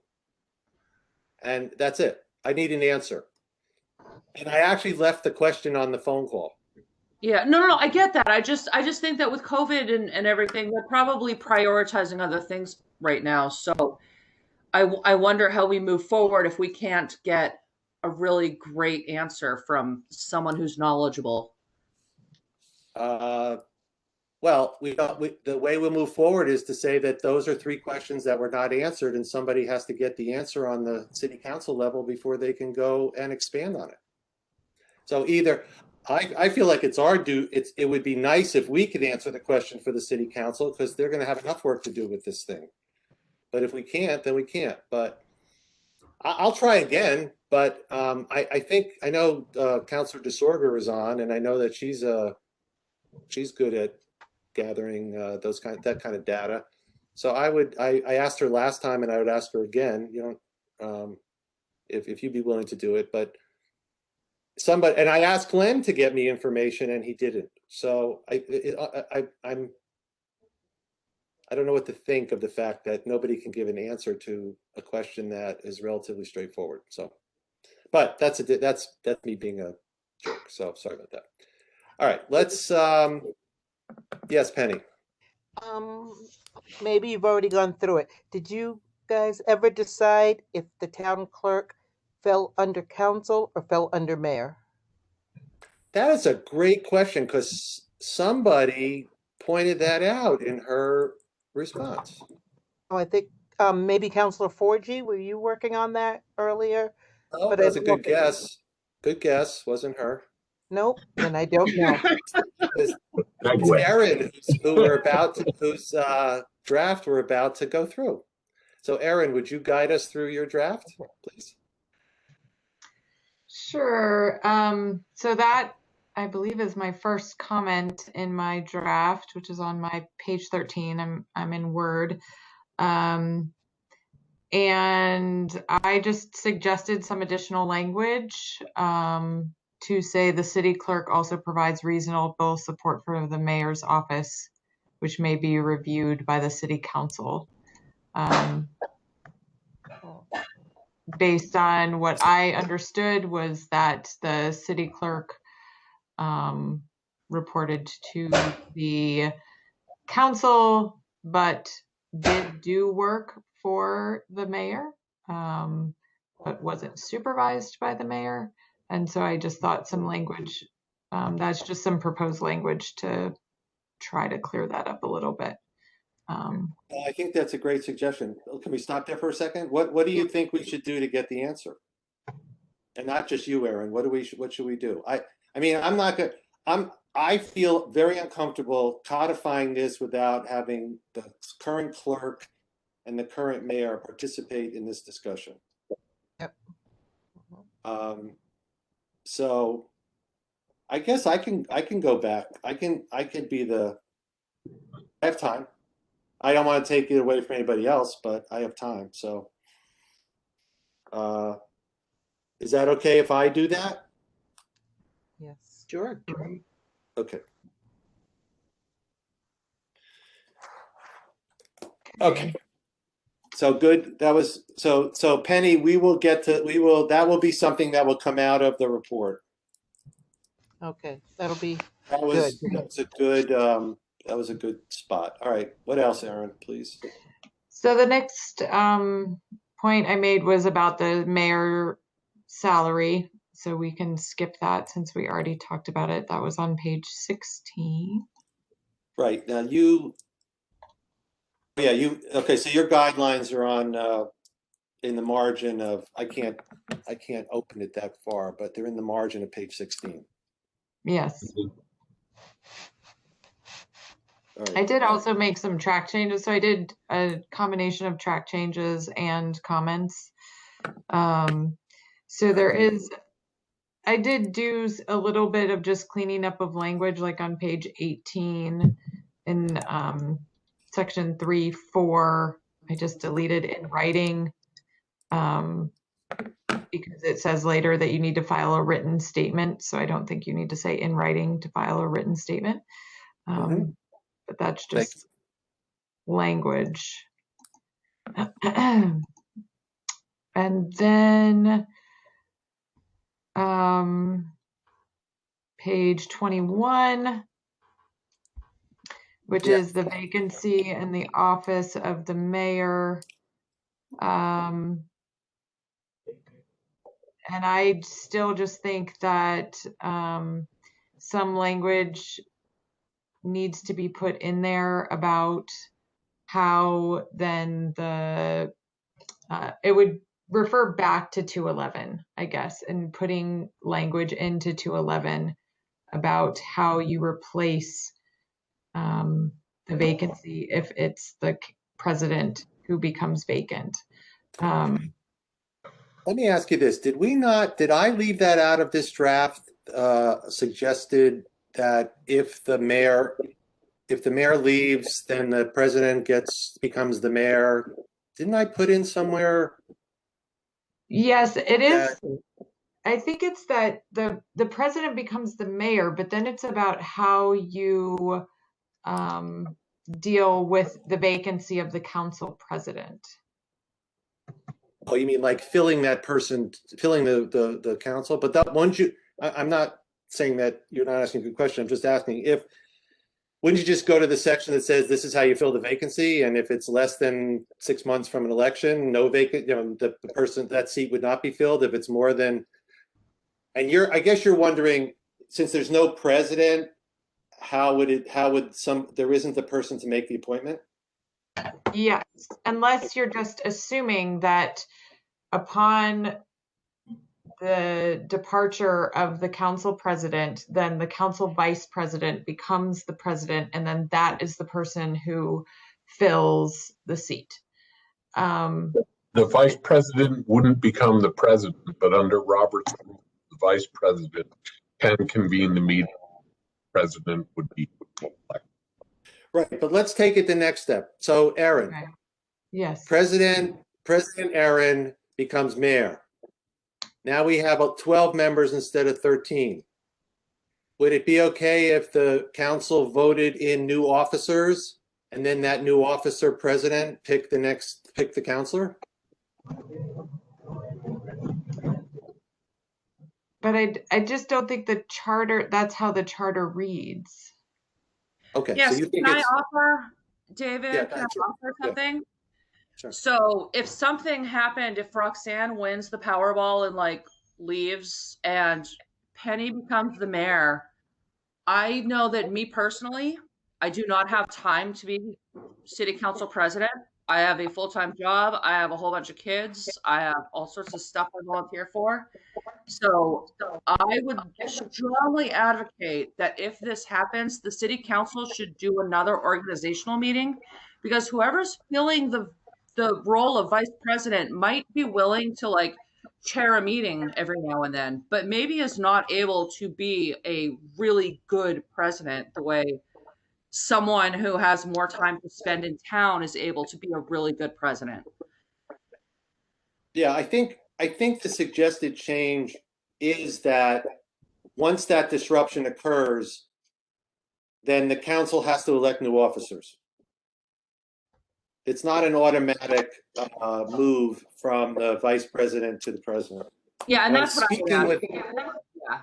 But I think that's what has been suggested to add to the charter, because that was, and we were talking about it in the context of the school department, but I can't, somebody direct me to where that might be added. I guess I should know this. I think it would be in 211. Okay. If a vacancy should occur within 90 days, otherwise the council president, yeah. Okay, so let's assume that this could mean the council president gets elected after the president becomes mayor and they have a re-election. Do you think that this would be confusing? Do you think we need to say something specific to the fact that you wait to elect the new president and then that president can choose his or her own successor? Because that's what would end up happening the way, without your clarification, it would be a new election occurs and then the new president picks their successor counselor, picks a successor counselor.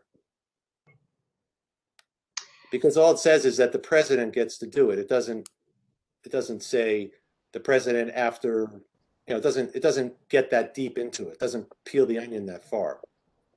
Yeah, and I think that we should be pretty specific about that, because we don't ever want to get caught in a situation where, I mean, I guess it's fine to have like, the vice president acting as president, appoint a new counselor, and then have a new organizational meeting. No, I don't think that's the order it happens in. The acting president could not pick the successor. The vice president chairing a meeting because you don't have a president is not the same as somebody being the council president. That's just the Robert rules. Like if all three of the officers aren't at the meeting, who's going to chair the meeting? That's what that's about.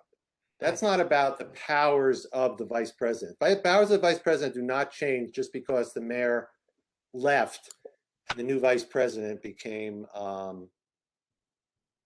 and the new president became mayor. At least in the way we're trying to amend this, because we went through. There's some other language. I wish I could find it. And I think that's not the hill I'm going to die on. But I think what I'm really saying is I think there needs to be a new organizational meeting of the city council if the president steps down. I mean, maybe the president steps down for like other reasons. I mean, maybe it's not even because they become mayor. Maybe the president of the city council like moves to Montague or something. Or what have you. It feels like there needs to just be a new election instead of someone just moving up. No, I think that's what we're trying to add to it. I can't find vacancies. In the event the council shall vacate their office, here, this is a new section D on page 8.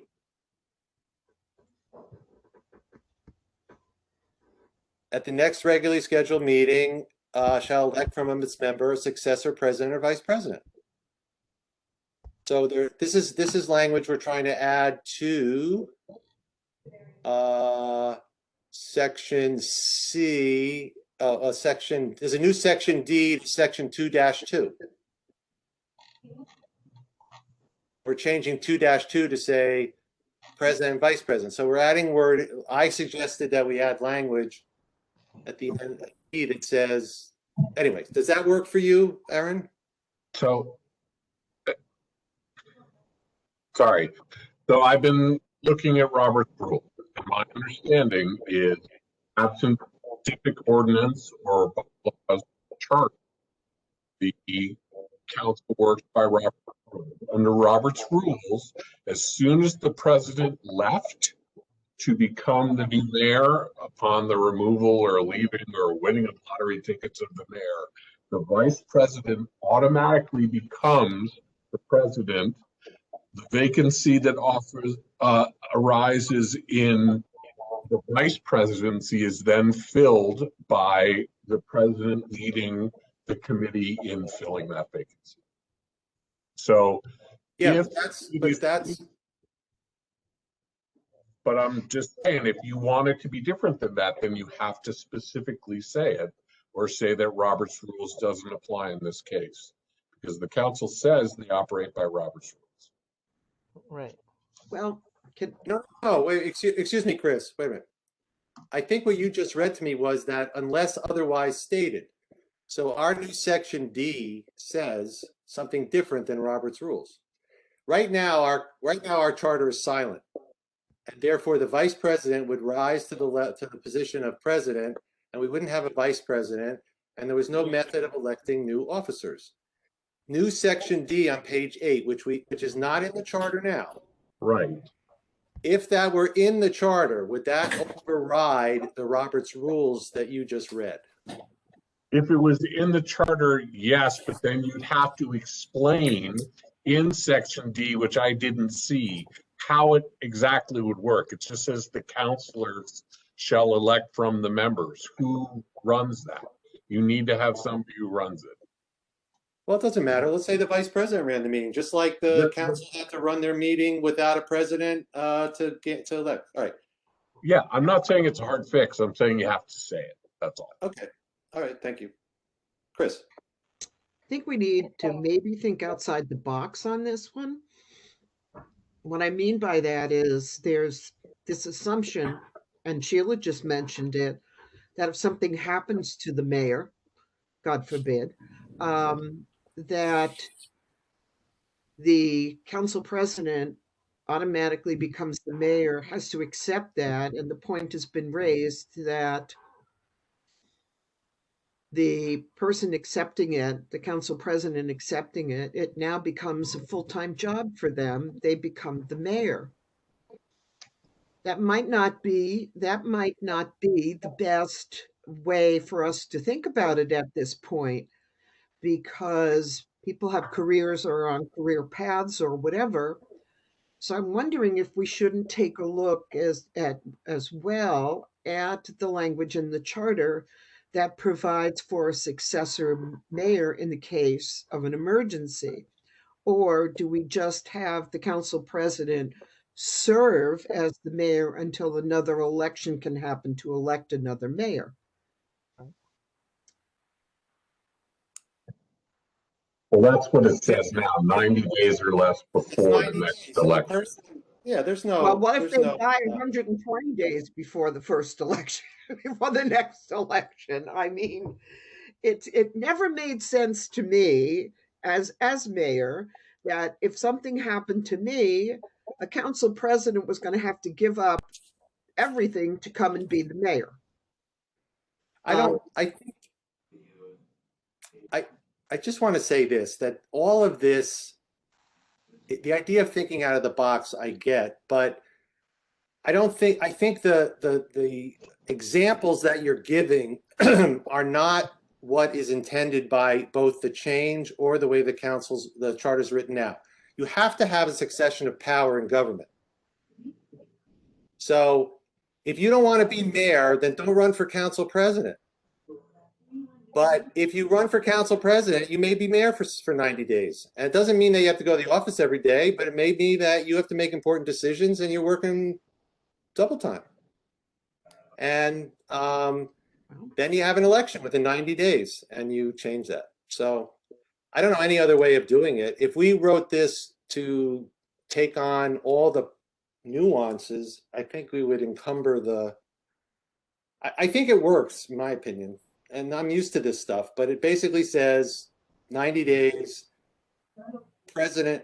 I would agree with John that if we want to say this overrides the Robert's rules, that's fine. But anyway.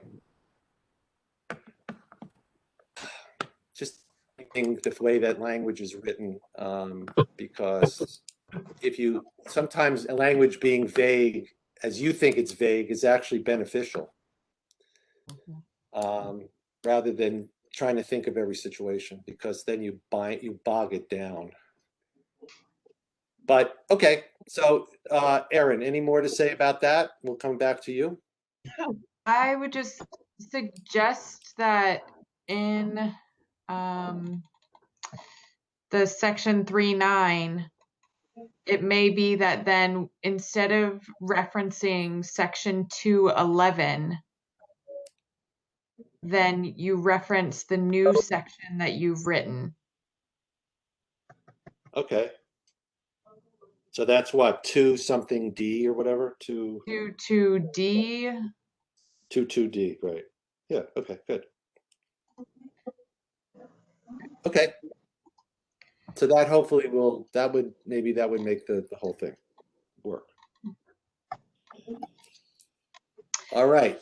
Okay, so then I have a few points on the school committee. I just wanted it to be noted potentially in whatever we write to the council, just that there was a majority of the public who spoke about the school committee chair, did not support the mayor as chair. I just felt like it was. Oh, I thought we weren't giving. Oh, I thought your position was we didn't want to give suggestions. I just thought So- it was worth noting that that we heard from the public on it. Okay, sure. Then on my page 23, there's a section 4.4 which has an A and a B, salary and further salary. And I wondered if we could combine those two into one section about salary rather than salary and further salary. Oh yeah. That makes a lot of sense. Okay.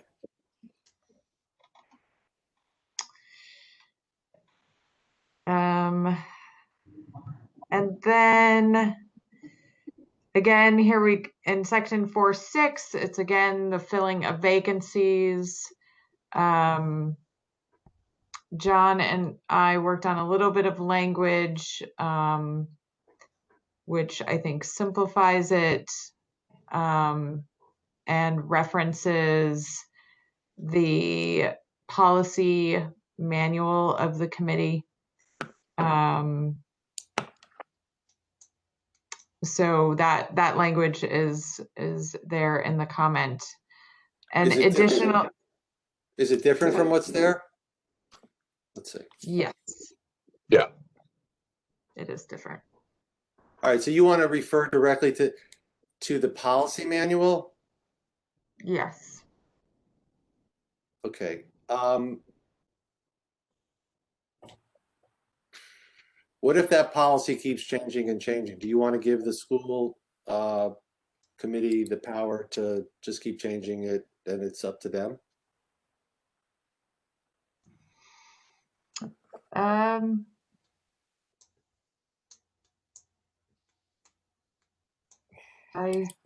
don't have much of an opinion on that. I mean, I think it's okay. I mean, they already have a policy outlined in their. They have a policy outlined in their manual, which I think was a little bit different than what was in the charter. So. Okay. And what about the impasse? Does that work? I think so. I think the council president is fine. The other question that I had was, we said 120 days in our recommendation, and the council is filling of vacancies is 90 days. Mm-hmm. So I wasn't sure if we wanted to just make those consistent. I think I did 120 days initially because that was what I was seeing in a lot of other charters for school committee vacancies, but so I'm not wedded to 120 days if we want to make it consistent between the council and the school committee. Okay. Thank you. All right, good.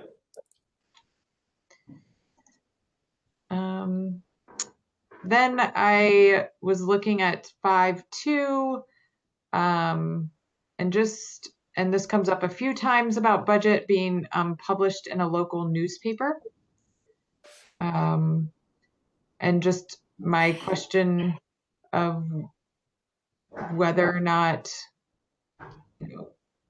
the life of the local newspapers and whether or not that goes away and we need something else written in there in addition to it being posted in a local newspaper, just in case our local newspaper goes away and it becomes a much larger, more regional newspaper, or I don't know. It's a small thing, but I worry about stuff like that and whether we need to have something different. Like, yeah, somewhere in what I wrote, I had added and on the town's official website.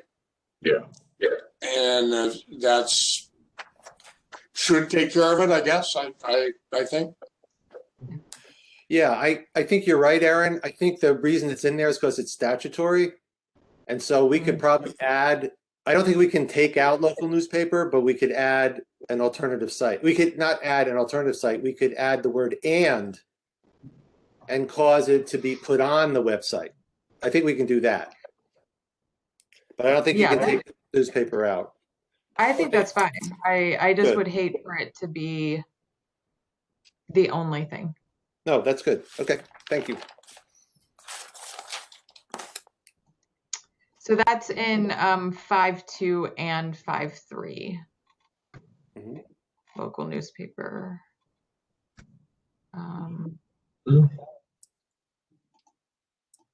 Let's see what else I have here.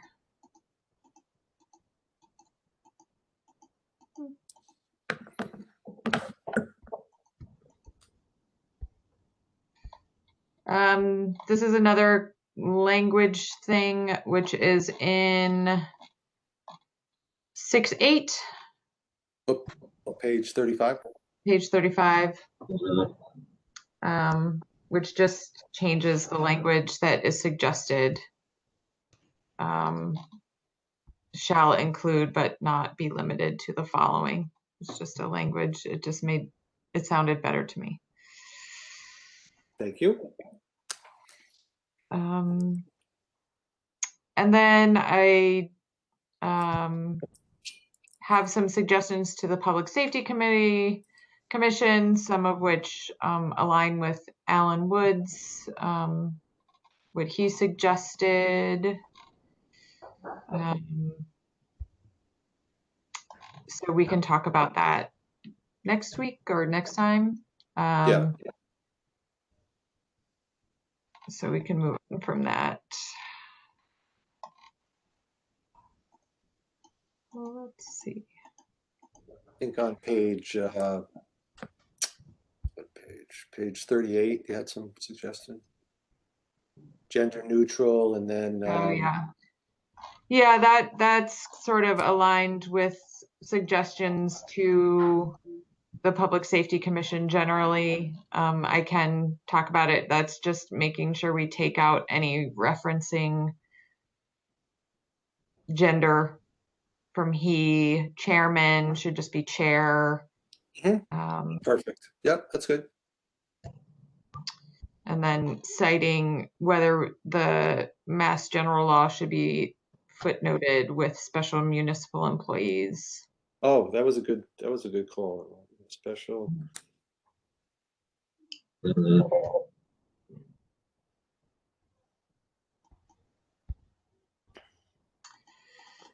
then I think the next thing I have is on page 47. And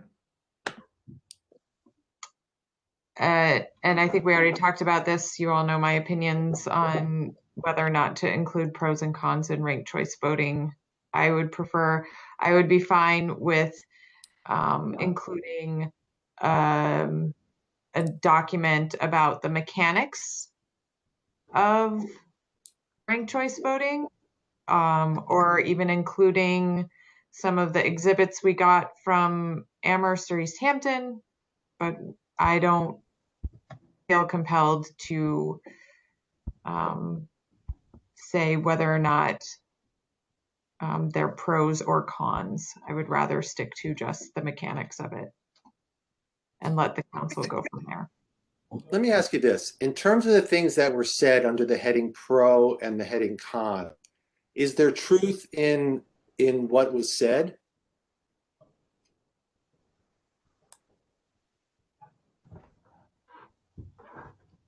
Well, so you say it's costly. You say, you know, having a primary is costly. Sure, but if I believe that that cost is worthwhile,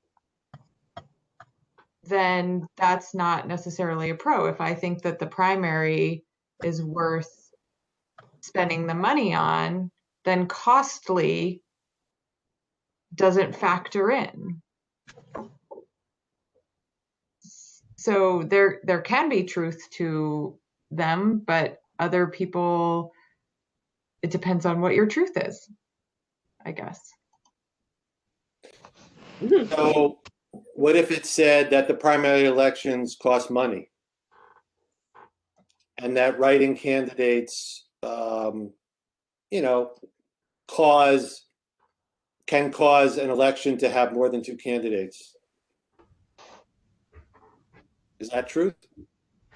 Sure, you could say they cost money, but then the council needs to decide, or the voters need to decide if that cost is worth it. Or, you know, saying that RCB forces candidates to campaign in a positive manner. I'm not sure that that's the case. If I thought that there was somebody who I wanted to get the least amount of votes, I just think then I might campaign negatively still against a different person. So Okay, I don't- see. So my choice of words was not, could have been your choice of words. Wait a second, hold on a second, Sheila. I can't see you, but hear you. Yes, go ahead. Yeah, okay, so fair enough. I think, you know, because I'm gonna get 2 bites at this apple because I'm on the city council also, right? But I think that this is an issue that our constituents are not going to be silent about. People have already been writing to me about it. People have sent me follow-up letters about, well, emails about this issue. So I don't think we have to worry about counselors not hearing from constituents on this particular issue. When we're talking about like the filling of vacancies, yeah, we probably do want to offer some pros and cons. But something like this is going to be public enough that I think that our constituents and our neighbors are just going to let us know how they feel. And Aaron is right. Some of these things that you're framing as being a positive, a different person could frame that as a negative, you know? I mean, and, you know, ranked choice voting doesn't stop people from running as write-in candidates. I think, you know, it's more of an uphill battle at that point because, you know, some barriers have been removed, so people would look at it differently. But I don't think having a write-in candidate, you know, in every single situation is always a bad thing, right? So like, if we start trying to frame that as being a negative, then a lot of people who supported that write-in candidate from, you know, last year are going to feel a little disenfranchised by this committee, right? So maybe we want to handle that one delicately. Okay, good. This is good. Good for me. I mean, again, I just sat down and wrote off the top of my head, and this is good feedback. I did it in the form of what I heard us discussing, but I can appreciate everything that you're saying, and I think we've already decided that we might be willing to not even put this stuff in the draft report at all, which I think would make some feel better. So, okay, thank you. It just helps me understand for the future when I rewrite this. you know, how you all are looking at it and perceiving it. So thank you. Okay, anything else? I Well- think, Sorry, go ahead. no, I was on, so if you have something to say about that, then Go go ahead. for it. I was going to say that I'm on the other side of the argument. I think that city council quite often makes votes without all of the proper information because they're given a lot of data to synthesize and decide on in a short period of time. And so I support summarizing arguments in general and in specific, but I don't feel strongly about it. So I respect what everyone else has said. I think for me, the distinction here is that we cannot put ranked choice voting into the charter.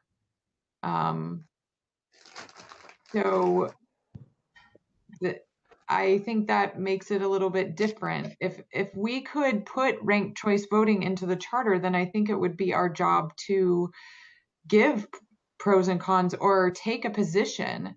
But because we can't, and because it's up to creating a charter commission to do that, I think there's a whole bunch of other work that has to be done. And I don't think that's what we are tasked to do here, other than to say, we heard this from people, we heard this we talked about it, here's what the mechanics might be, here are some of the exhibits we have on it, and then it goes to the council and potentially to the public, to those people who came to then go to the council on it. Not, since we are not tasked with, or we cannot put it into the charter at this point. So that's Good. what I see as a distinction. Okay. And you've done a good job of helping me, you know, see how words, like certain words are provocative and certain words are neutral. And in my line of business, I got to know that pretty good. So thank you. Erin, anything else you want to say about your report? Nope, Besides, that was it. really hungry like I am. Okay. So it is 7:45. I'm telling you, this is like a big hug. I'm hugging my group right now because you're so good. You are so good. This is going to be awesome. How about 2 weeks from now? Of course, David then has to deal with all this shit, but 2 weeks from now, and I will send you back a revised, I'll send you back as the revisions as I can best do it. And be prepared to talk about public safety. Yeah. David, Yes, Sheila. I am chairing the Women's Caucus of the Area Labor Federation on the 15th. Also, it's a federal holiday. I also would have Okay. some conflict with that day. All right. The 22nd. I can do the 22nd. Okay. With me, yeah. I was just selfishly changing it because I have a fire station committee meeting, and doing 2 meetings is, you know, it's like sitting on a hot radiator. All right. But my other meeting starts at 6. So unless we were only going to meet 30 minutes. And I'm the one being selfish. You guys can pick the meeting. I will make my adjustments. And anyway, David, isn't the fire meeting a hot radiator either way? Really. I had a 4-hour fire station meeting, and then I had a 3-hour zoning board meeting in a row. Ugh. Try that hat on. Ugh. All right. I'm sorry, David, my entire workday is like 5 Zoom meetings all squeezed into an 8-hour day. So I'm having a hard time drumming up sympathy. You're number 1. I'm number 2. Somebody else we could pick as number 3. Good. All right. a motion to adjourn. I'm not even going to take a roll call. Just a motion to adjourn. So Second. moved. So moved, 4G. All in favor, yell aye. All right. All right. Thank you. You guys are Good terrific. night, everybody.